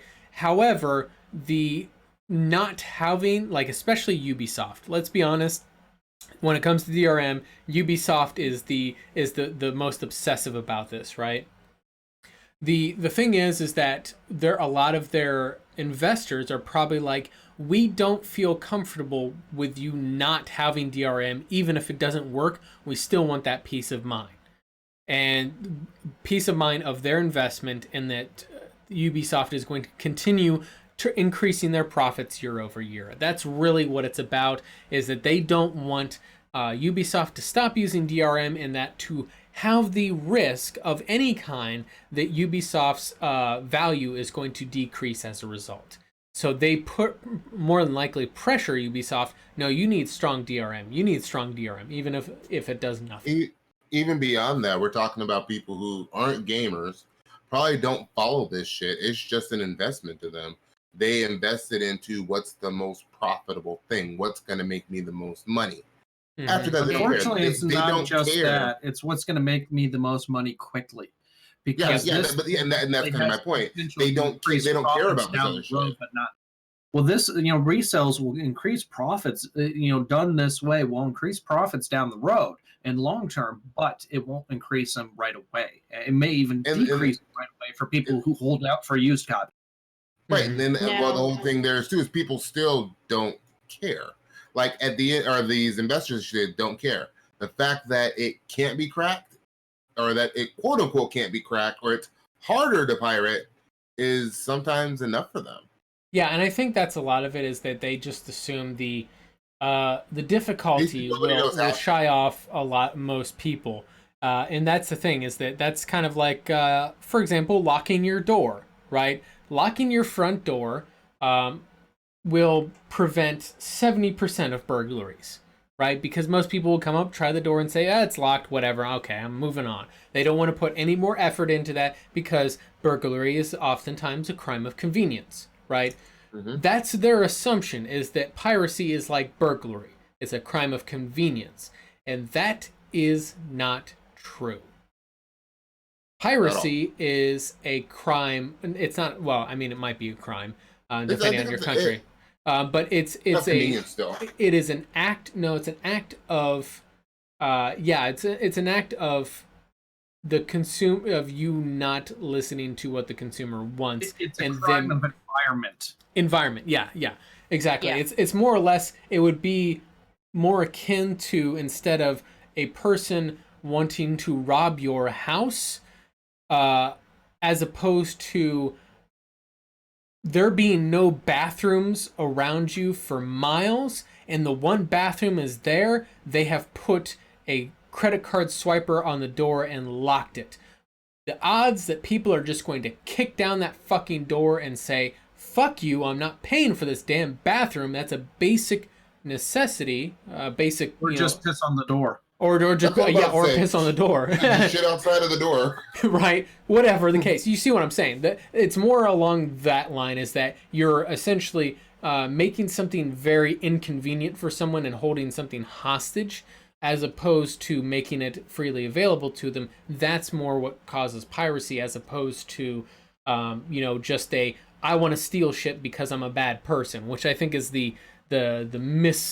that deliberate misrepresentation of pirates, is that digital pirates are like evil individuals. No, they're regular old people. Pretty much two people who distribute pirated material. There's two types. There's three types. There's the ones that just want to crack the DRM, and they're like, well, I've done this work, I may as well put it out there. The other type is, this game sucks, I want it to be pirated. I hate this game or company or whatever so much, I want to pirate their shit. I want to take away their sales. I want to hurt their bottom line. And then there's the other people that are on the belief that all software should be free. Yeah, I've had conversations There are with people like that this. believe Like that. all software should not have a monetary price tag behind it. I'm not saying I agree with that, but there are people out there of that mentality. Mm-hmm.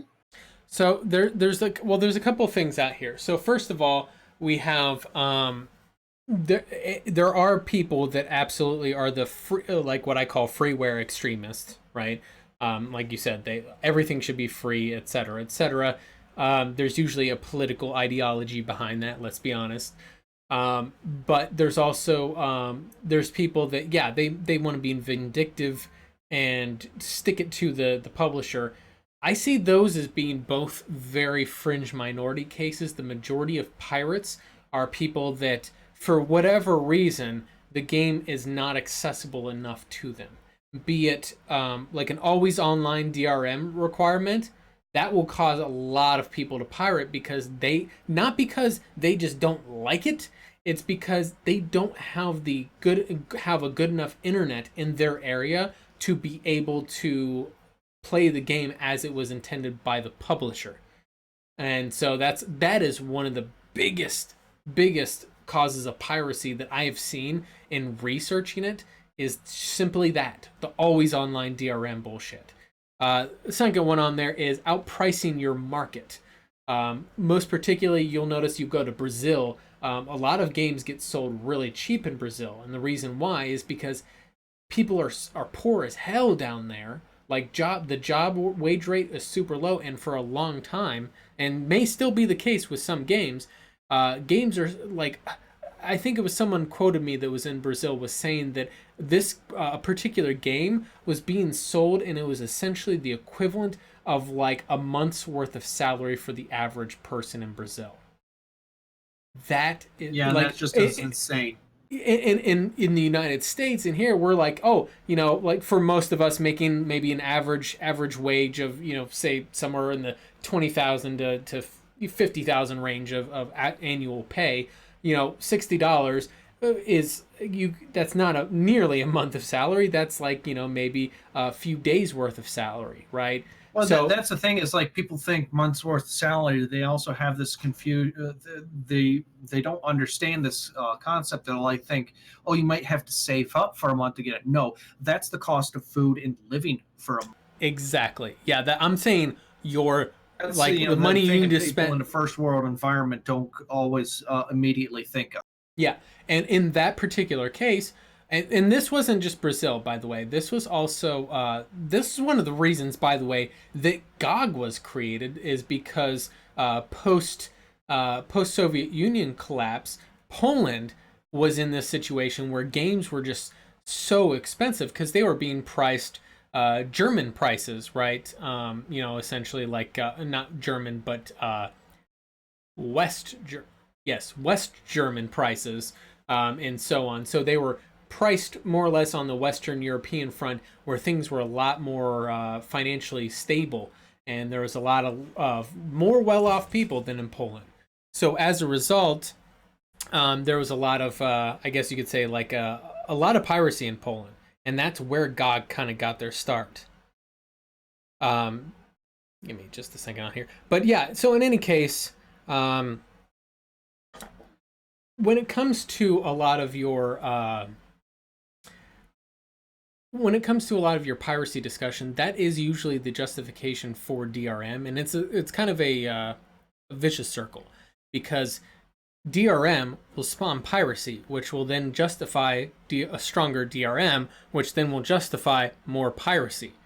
So it ends up being this vicious circle, and that's one of the things that essentially they have GOG sought out to try to fix.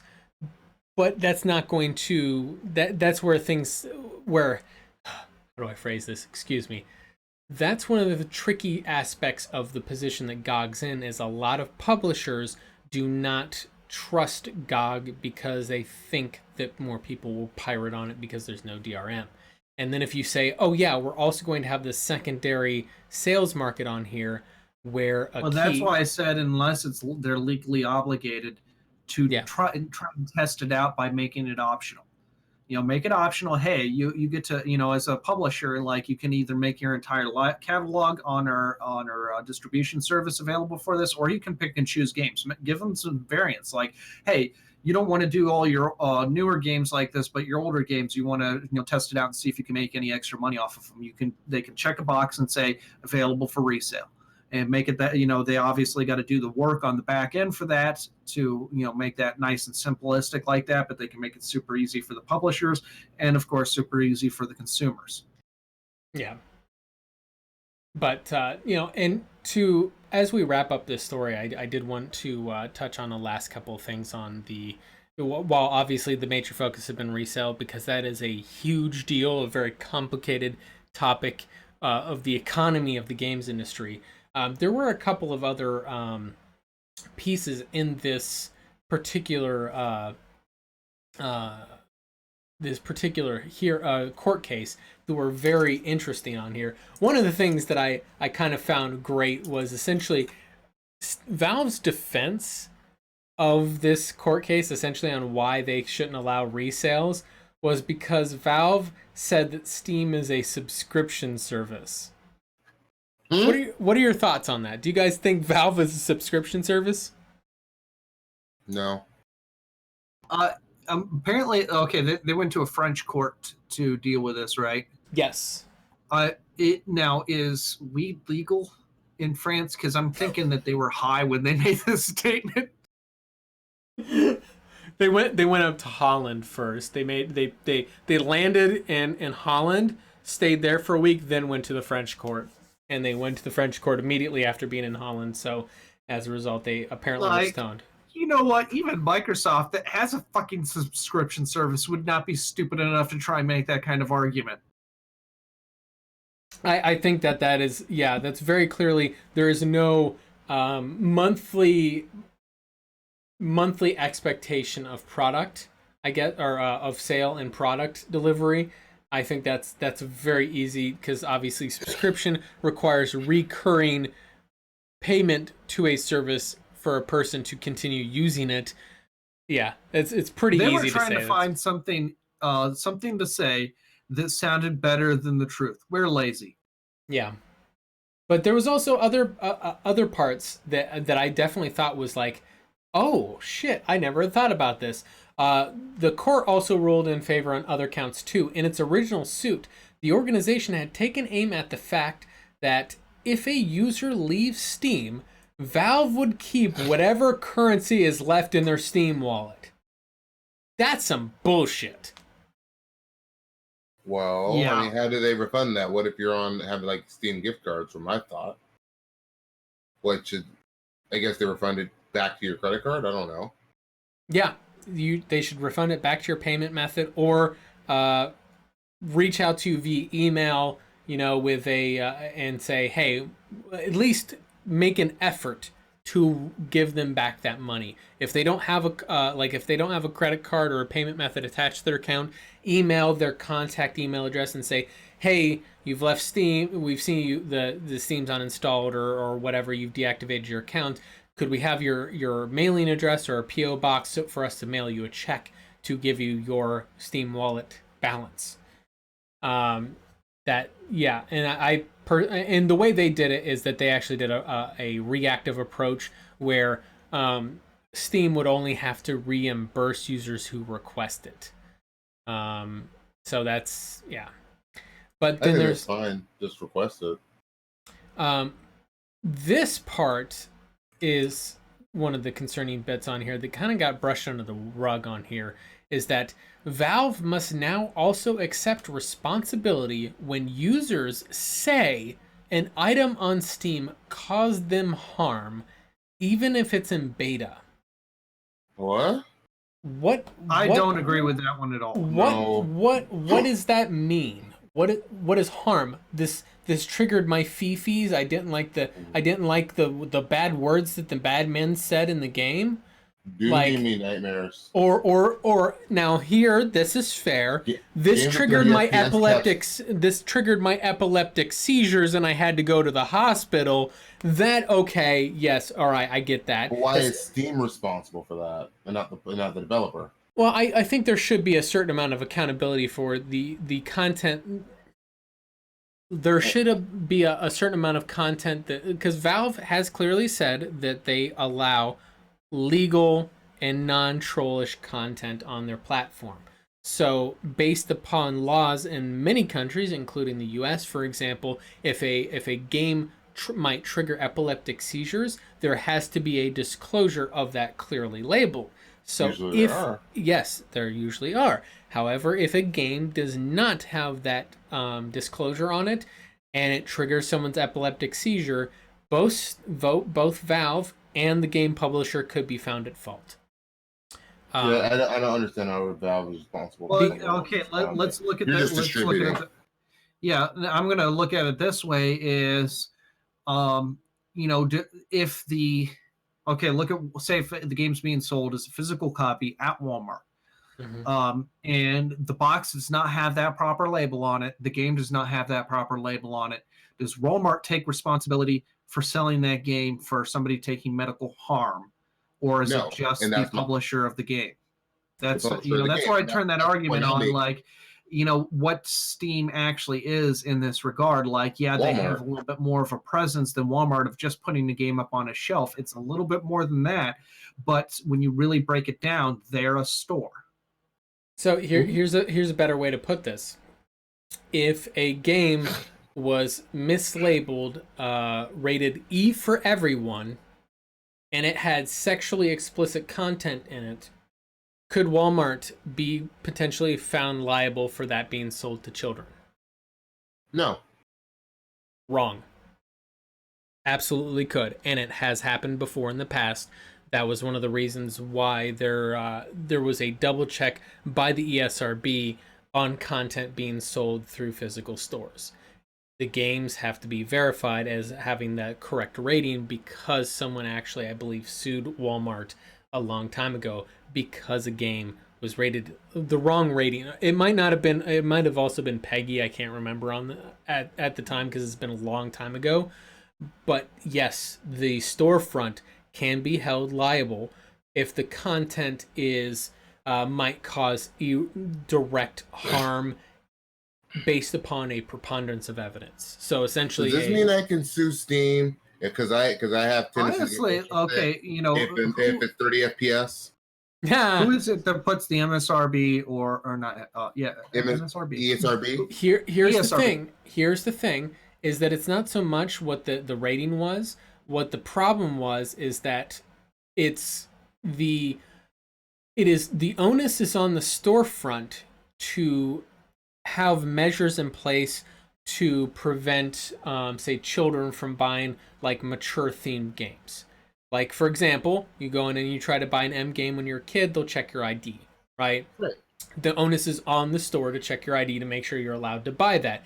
If you don't, then you could get in trouble for that. Well, if this copy of GTA 5 has an E rating and some kid buys it, when GTA 5 clearly shouldn't have an E rating, is that still on Walmart? I don't think so. You could defend against it, but I'm pretty certain that they have lost in defending against that in the past.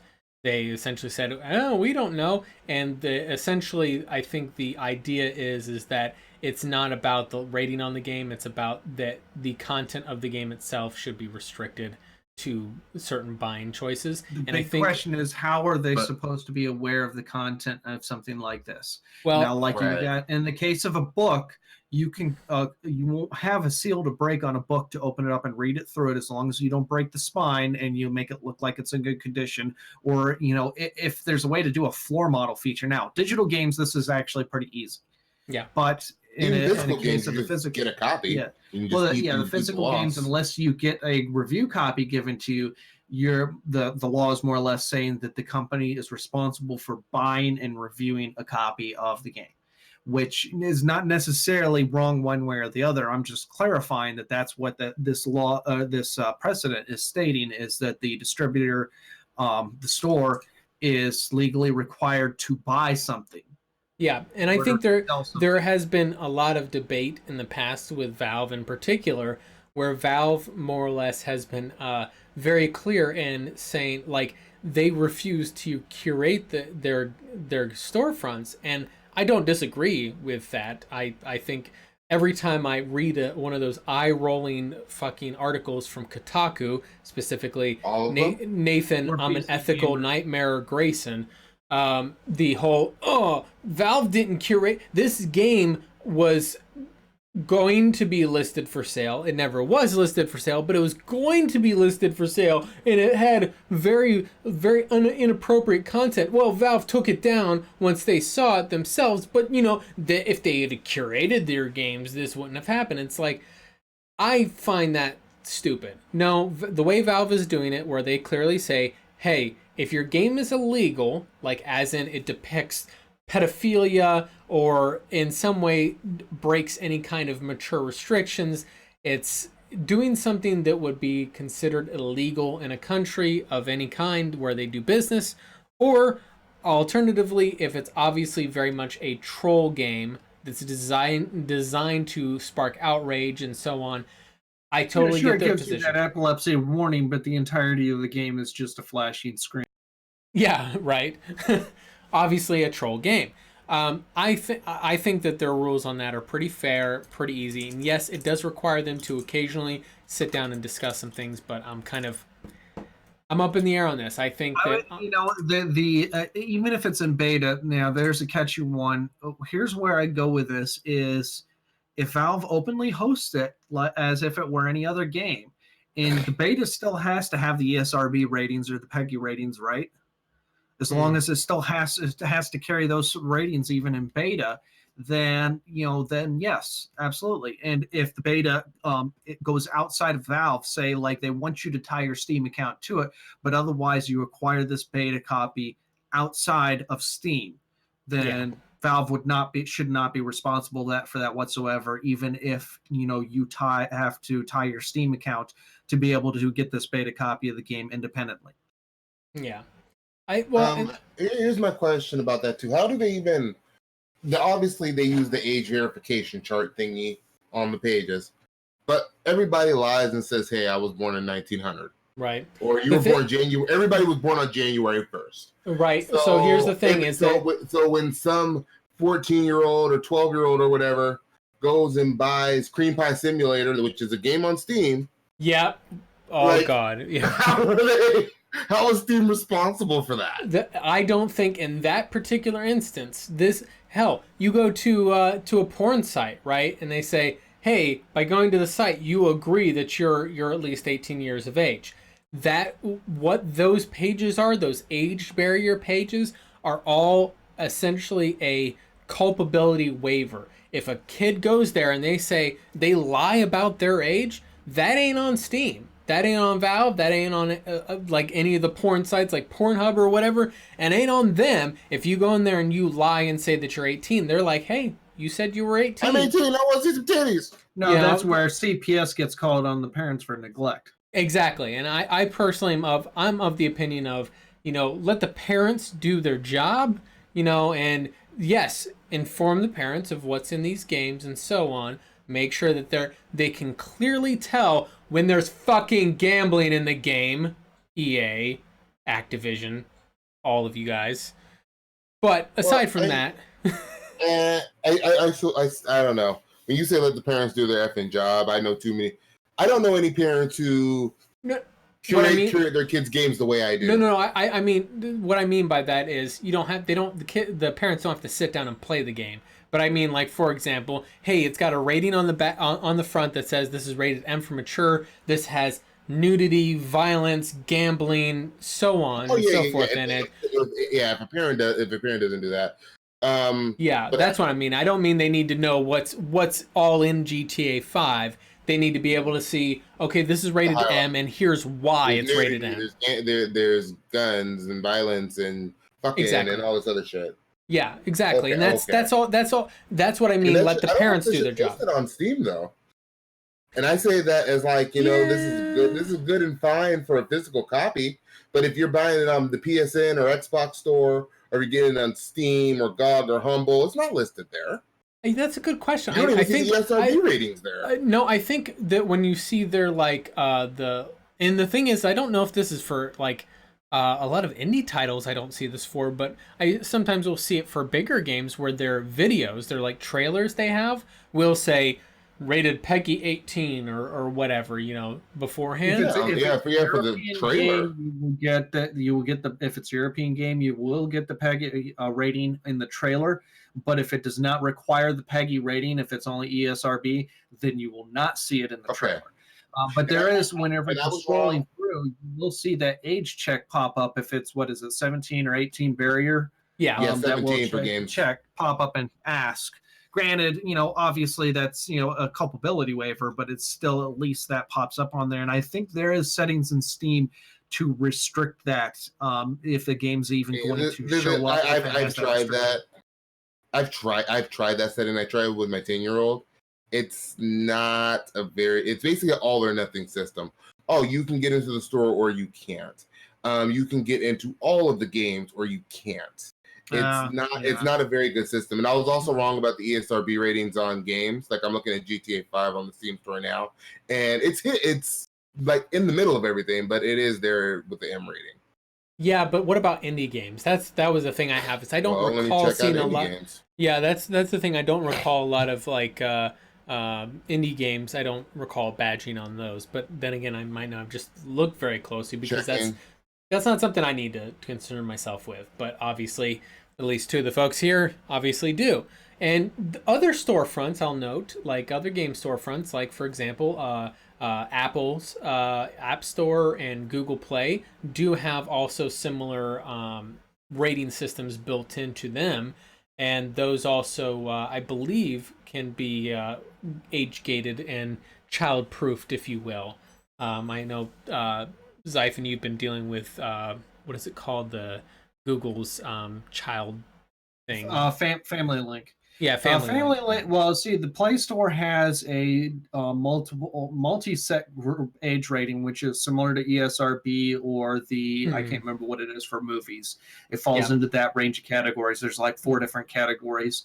YouTube also has a restriction on there, but that is a lot less effective, and that's pretty much a yes or no, 18 or not. Yeah, that one's an 18 or not deal. And then a Family Link is more or less, it is an administrative app. So whenever any app is attempted to be installed, it requires an approval from my account first. So I get a chance to look at the reviews, actually download it, install it first if I want on my phone, and then say, hey, this is okay, and then approve it there.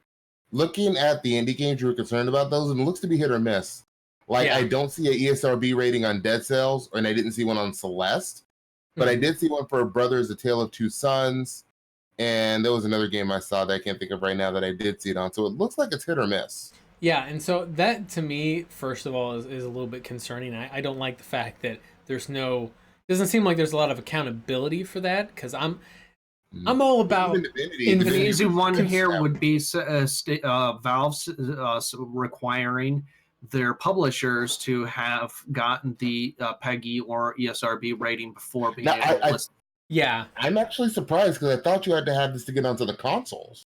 And you would think if you have to do it for the consoles, it's the same thing. So with consoles, they have a cert process, right? So part of the cert process is requiring a PEGI or ESRB rating. And I think probably for some of those indie games, they probably do have a PEGI or ESRB rating, but they just haven't put it up on their Steam page.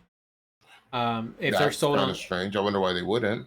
I don't. It might have been just oversight. Yeah, oversight, laziness. They spent so much time porting it to PC that they didn't get around to that. I mean, porting games to PC is obviously very difficult, as we've seen for Call of Duty Modern Warfare. Obviously, was a very difficult game. On PC first, it becomes easier to port to console after. Yeah. Are we talking about the new Modern Warfare? Because I played only a little bit of it. I don't really like it, but I didn't have any problems with it. Allegedly, the animations in that game are actually capped at a certain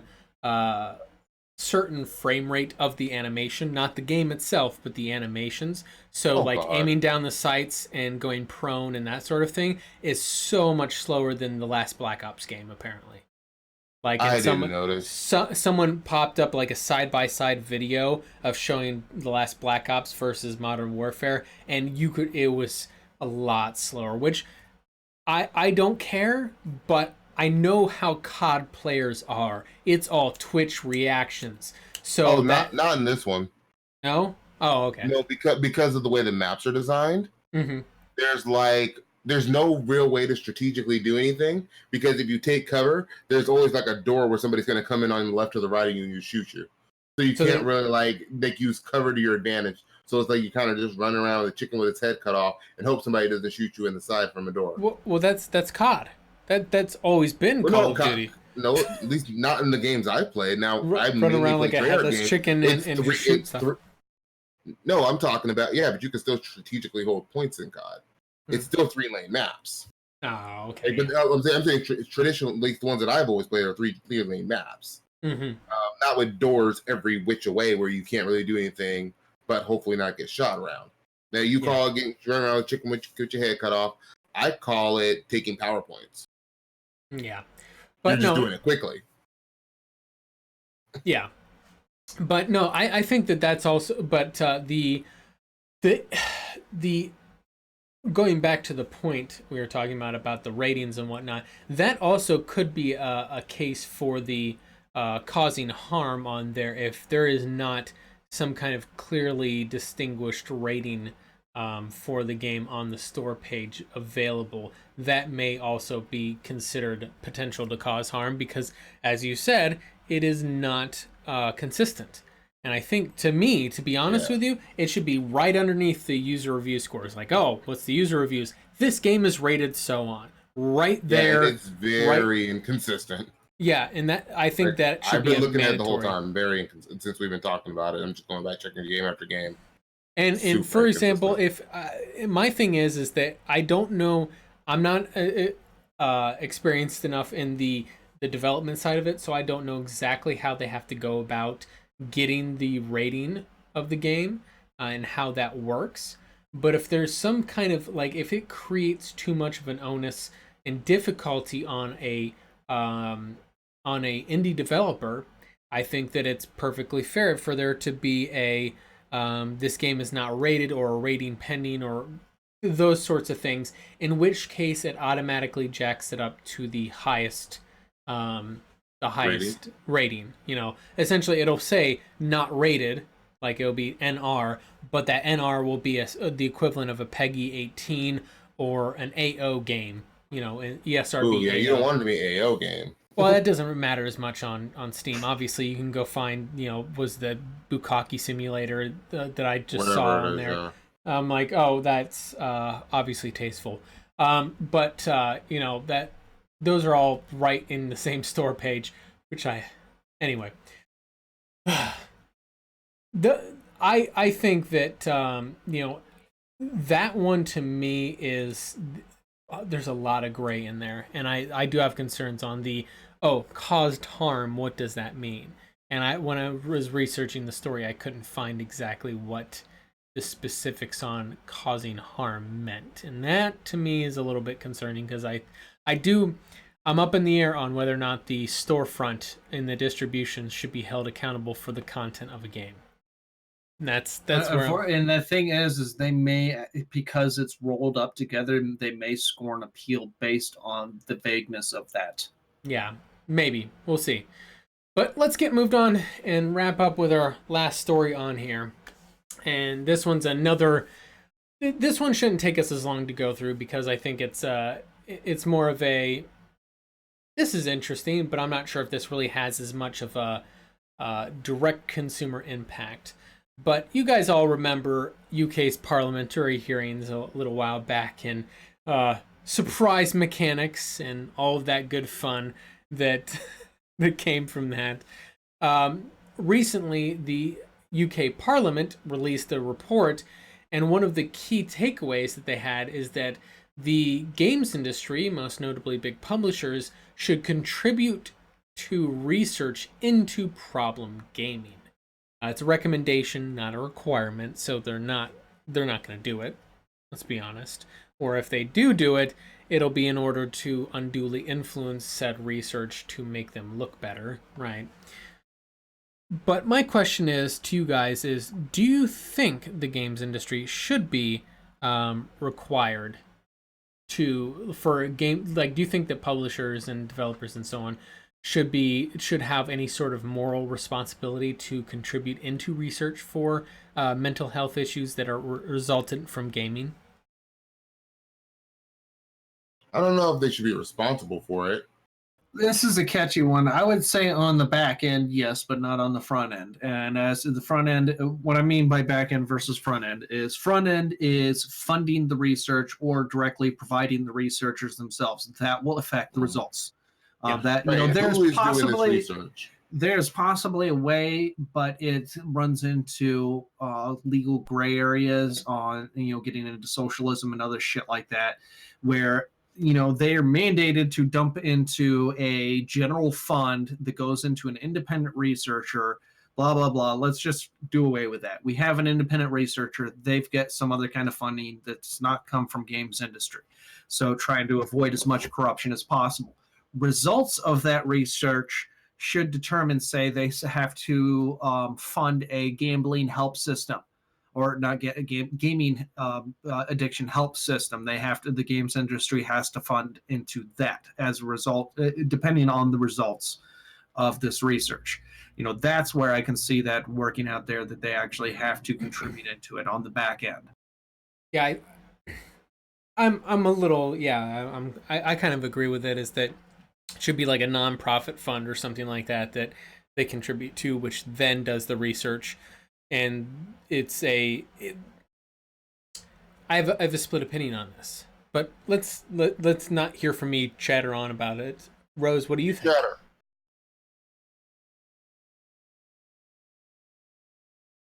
Rose has no thoughts, or she muted herself. I think she muted herself. She's looking at anime titties. Microphone was. Rose was looking at anime titties. We get it. Yep. Rose, what are your thoughts? I think that when it comes to everything, there's still a lot unknown about video games. And we don't know. I mean, we know how the gambling works, we know how the loot boxes work, but what about some of the just general gaming addiction? And like any other industry, there would have been requirements already placed as to what's a healthy amount, help sites that you can go to ask for help and get treatment for your addiction and shit like that. So I kind of think that maybe they should be contributing. Well, no, not maybe they should be. They should be. But how they contribute is a good question. And I kind of like Xaiphen's idea of everybody getting put into like a nonprofit and the funding goes from there. That was If that actually a makes sense. combination of Mort and my idea. Oh, okay. He suggested the nonprofit idea, and I suggested contributing into a general pool. What's your thoughts? Shows you kind of how much attention. Stop playing Elite. Yeah. I'm not playing Elite. It's okay, Rose. I'm playing Warcraft because they can't see me on Warcraft. Kev, what are your thoughts on this? Do you think that games industry should be required to contribute to it? I'm more concerned about how are we going to go about it. I don't trust. The problem is I don't trust the government to do this research, and I don't trust the games industry to do it. Who's going to do it? You have the publishers who are just going to pay off someone to make them look good.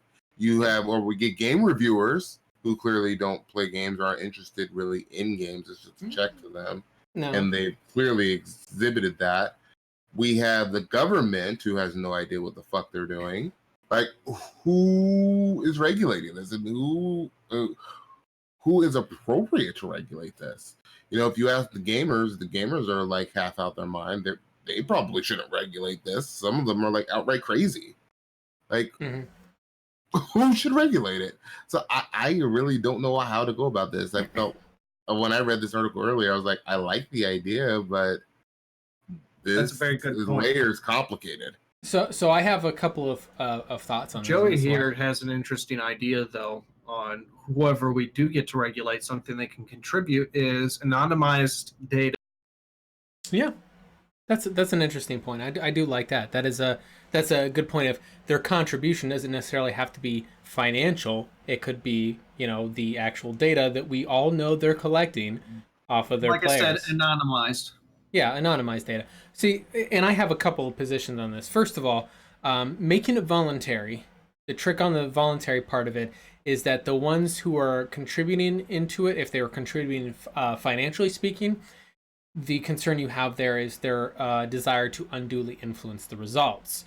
That's kind of what we see with the ESA and the ESRB in the United States. Is obviously the ESA is run by all of the major publishers, and the ESRB, the ESRB is designed to be some kind of consumer informing group, but obviously they absolutely refuse to acknowledge loot boxes as gambling, which they are gambling. That is a fact. That is not up for debate. Sorry, you guys can disagree with me, but look up the U.S. legal definition of gambling, and you'll see it's a random chance that someone takes a risk at a random chance for a random award. That's it. That's gambling, and that's what a loot box is. Anyway, the making it voluntary opens up that possibility of the people who would want to contribute are trying to unduly influence the results. Whereas if you make it a mandatory contribution, from some government body or some sort, I'll get to that in a moment. If you make it a mandatory contribution, everybody has to give, no matter if they want to or not, or no matter if they have something to gain or not. And that's, I think, a key portion there. However, the governmental part, and I've been very outspoken on this, and I agree with Kev on there, the governments have proven time and again to not understand a goddamn thing about technology. I mean, I swear, I guarantee you probably the majority of the U.S. Congress people probably don't know how to use a smartphone. They're like, they have their helpers, their secretaries or whatever, do all of the technology related stuff because most of them are 90 fucking years old and fall asleep in the middle of congressional sessions. One in particular doesn't know how to use Twitter or not to use Twitter. But no, so in any case, my point is that you can't trust governments to understand technology because most of the time the people who are in a lot of those governments do tend to be older and therefore less up to date as younger people might be. Furthermore, you have the concern of government overreach and so on, and I think there's a balance to be had there and discussion to be had there, whatever. I do like the idea of having an independent third party in general for consumer advocacy. I'm all for third party independent people handling that. Well, my problem is still, even we have third party people doing it. Mm-hmm. Who's going to oversight that? Who at what point because the government's going to do the bare minimum effort possible because they don't give a shit. If they gave a shit, video games have been around for about 40, 50 years. Yeah. With no regulation. No nothing. Yeah, regulating themselves.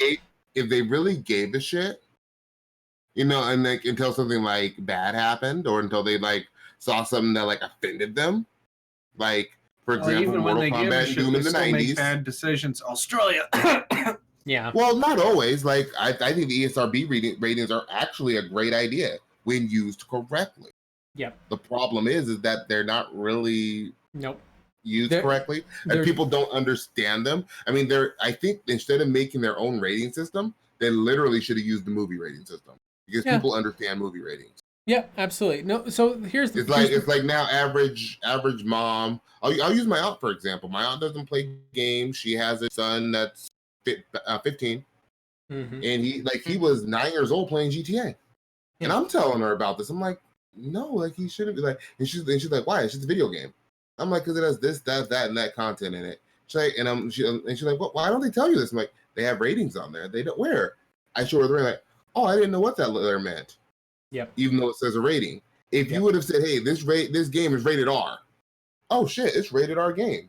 I don't know if I want you playing a rated R game. And I think that's the MPAA that does the movie ratings. I think is what that is. The Movie Picture Association of America. I don't know who does it. My point is they should have used the same letter scheme. Yeah, well, Yeah, it would be nice to have some kind of parity. Either use something everybody's very familiar with, or use clear-cut identifiers like Peggy. Peggy puts a age number on. yeah, and that's Age. easy. And even Peggy, if you don't know, because Americans don't like paying attention to shit. It is what it is. Yeah. It's still. No, the point keep is it simple, stupid. Yeah. Just keep it simple, stupid. Well, make it something everybody knows. But bringing it back onto the topic Europeans, on I'll give here. them props because they'll pay attention to some shit. Americans, not so much. I don't necessarily think that's always the truth. Trust me. Maybe not. They can be just as oblivious.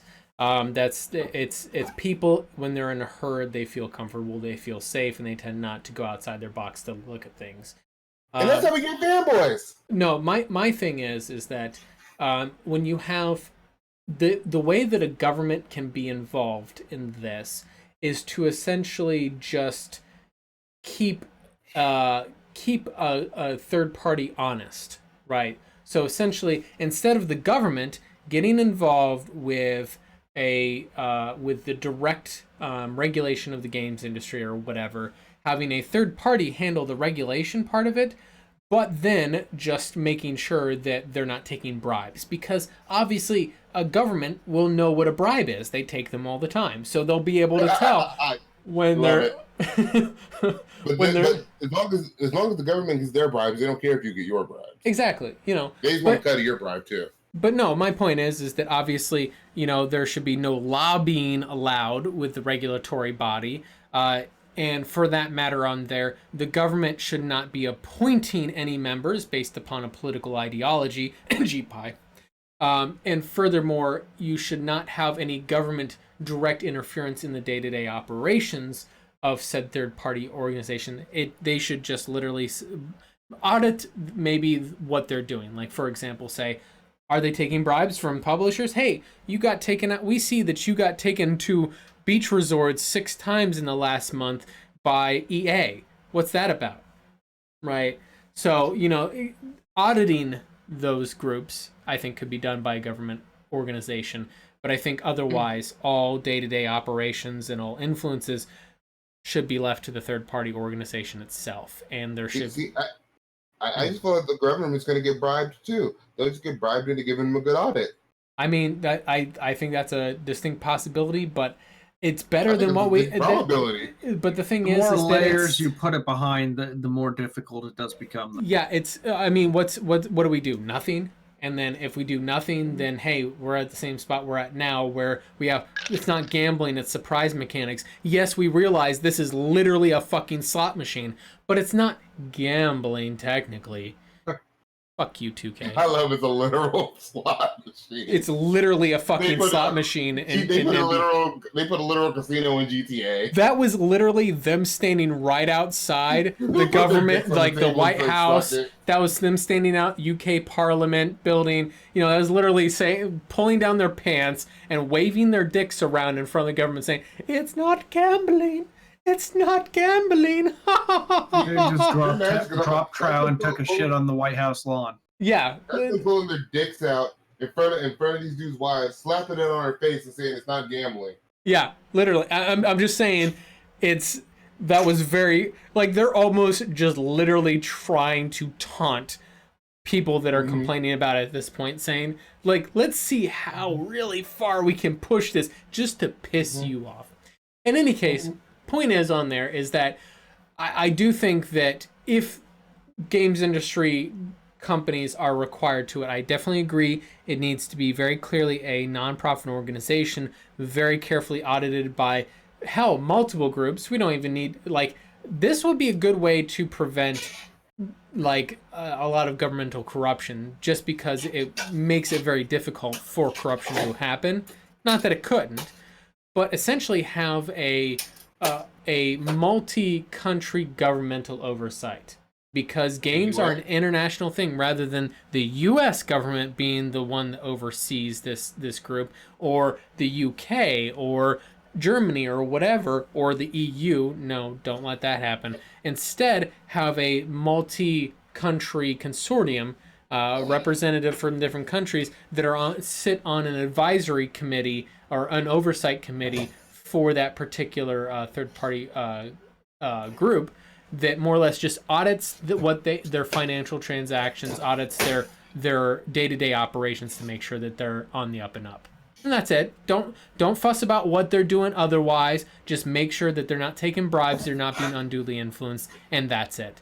And otherwise, and I personally would be of the mind that publishers should not actually be allowed to contact that organization, period. That'd be nice. Yeah, that's pretty simple. Yeah. I mean, you have individuals. Like a game comes out, this third-party organization would then maybe be responsible for using data from that game to then contribute to research and manage the research of it. They could be responsible for putting ratings on there, making sure that it's properly labeled and rated for consumer information. They can make sure that review sites, like they can even be the regulatory body making sure the reviews are ethically done and so on. And that essentially the publishers would have no ability to contact them. They could try, but it would potentially get everybody in trouble. But essentially, the publishers aren't allowed to contact them to say, "Hey, we got a new game coming out. Can you help us out?" No, you're not allowed to call them at all. Don't call them. No phones. You can't call them. They'll do the stuff reactively to your game. You don't talk to them. You don't give them anything. We'll just, no contact. slide in your DMs. No sliding in DMs. Attempt to contact would just automatically put that game on an indefinite hold pending review. Well, and the thing is that during the periodic audit, the government's auditing them would say, "Hey, EA's contacted you." Bam, fines on EA. EA would just get immediate fines for even just contacting this organization. I just think, like, how deep do they audit? What's to stop having some random intern call somebody at that company? And you know what? Are we screening phone calls now? That would 100% be the case. That would be part of the auditing process. When you and I've worked for companies. By the way, you guys may not be aware of how HIPAA compliance works and that sort of thing. Any company that claims HIPAA certification can be audited at any time by the U.S. government, and if they're found in violation, holy shit, do they get the book thrown at them. Yeah, HIPAA is a big deal. And there's similar, most of the other secure certifications that a company may aspire to, CISA or NIST or something like that. A lot of those are voluntary and don't necessarily, all they do is maybe garner consumer trust. There's no real penalty for not complying with them. PCI and HIPAA are the two. PCI is technically not mandatory, but most credit card companies won't want to do business with you as payment processing unless you're PCI compliant, right? So there's not mandatory, but it's mandatory, right? And it's the same thing with HIPAA compliant, is that if you're dealing with any healthcare stuff, it's not a request, it's a demand. If you're dealing with customer patient data, you have to 100% be HIPAA compliant or you face serious fines. Do a similar thing with this organization where, it's games industry security compliant, where they're audited on their compliance with keeping those standards. No data is leaked to the publishers. The publishers do not try to contact them. If an intern makes a phone call, guess what? A publisher's getting fined and an intern's getting fired. That's the way those always happen with HIPAA. Is that if an intern, which I have heard stories of this happening, not an intern, a manager accidentally leaked or left open customer private data, that company got fined by the government, and then that person was immediately fired because zero tolerance. But HIPAA's a bigger deal than video games. I know. Hell of a lot bigger. I'm saying though, as far as an enforcement of there, you could adopt a similar kind of policy where, if someone's found to not be on the up and up, they get fired, and then somebody gets a fine. It's not going to be as big a deal as HIPAA because it's not. It's not dealing with It's not health shit. It's not dealing with your personal. There's a little information. bit of health, but it's not life and death. Yeah, exactly. So I think I think that what I'm saying is the same theme, just not the same severity. You know, like the fines are not going to be nearly as severe or dire as what HIPAA fines could be. Like, I'm thinking like, are they even going to go through the effort that they would with HIPAA? Yeah, that's a good. Probably not. Let's be honest. You making it. Like, you have a lot of great ideas, but I'm thinking like, this ain't gonna happen. Do they care that much? No, they don't, and that's what I'm saying. Is I'm theorizing what could be done.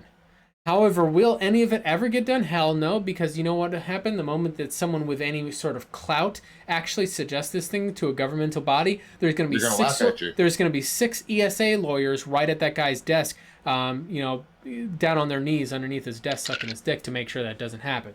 So, let's be honest. Just six? Yeah, six. I just six. Guys? Who knows? Guys, girls, whatever. I mean, whatever you're into, I guess. Yeah. But no, point is whatever it takes. Whatever it takes. That's the ESA. That's the ESA's motto: is whatever it takes to keep us regulating the games industry, or not regulating the games industry. More to the point. So just don't get my wife pregnant, please. Yeah. That's my thoughts on it. Obviously, that's a very, very carefully laid out plan that will never happen, because ain't nobody got time for that. Nobody wants to change anything. They just want to keep the status quo of billion-dollar, multi-billion-dollar games industry exploiting the consumers on a day-to-day basis.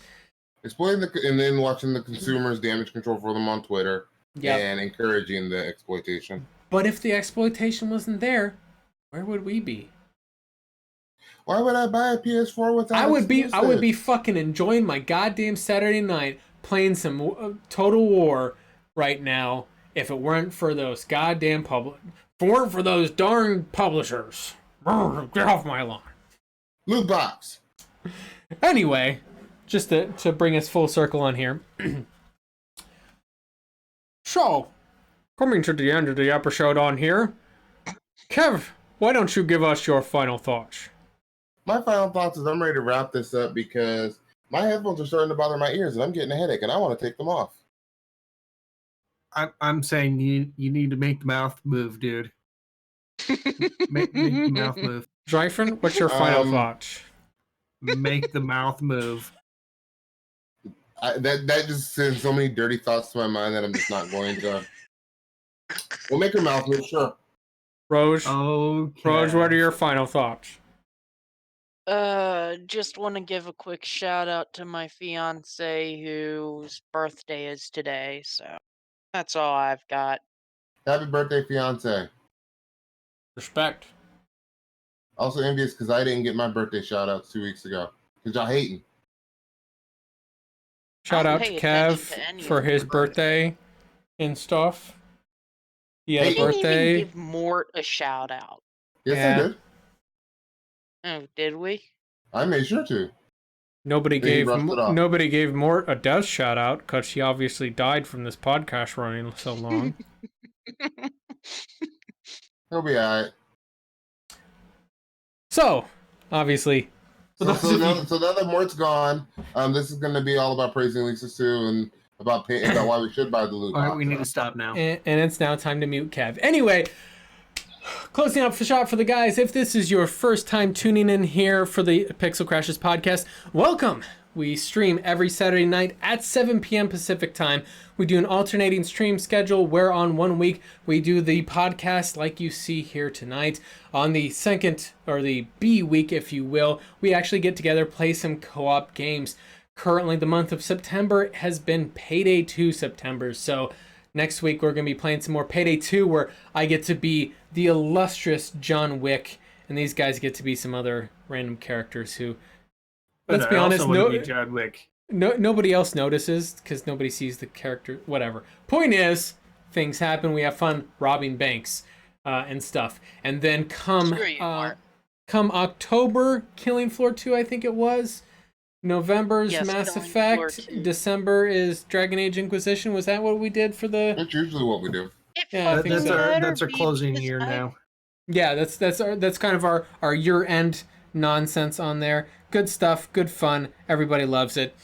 And then obviously, if you want to hear the podcast in audio form instead of watching the live stream on here, we do obviously upload the audio for this to all of the major podcast sources. Wherever you listen to your podcast, just search for The Pixel Crashers and you'll find us there. Make sure to obviously subscribe, give us some good ratings and stuff on there so that more people can find us on those platforms, because it's always awesome to see how many people are listening to us online, because, oh yeah, I see all you guys listening to it. I know you're there. Data analytics. That's creepy. Bitch. That's creepy as fuck. You're creepy. Creepy as fuck. Anyway, we're going to get signed off here for the night, guys. We will be back next week with some Payday 2 good action going on here. We love you guys. Thank you for all the people that show up here on the live streams that offer their thoughts in chat. You guys are awesome. We love you too. We'll Praise see. Kevin. Fuck off, Kev. Praise Lisa. Lisa Sue. It's Lisa. Can somebody please mute Kev? Thank you. Praise her. For fuck's sake, Kev. FFS. That's Kev's name. FFS. Lisa Sue. So, wait, if one of us mutes him, does it mute him for all of us or just that individual? Just you. Well, we all have server control. But we aren't in the server. Ah, yeah, good point.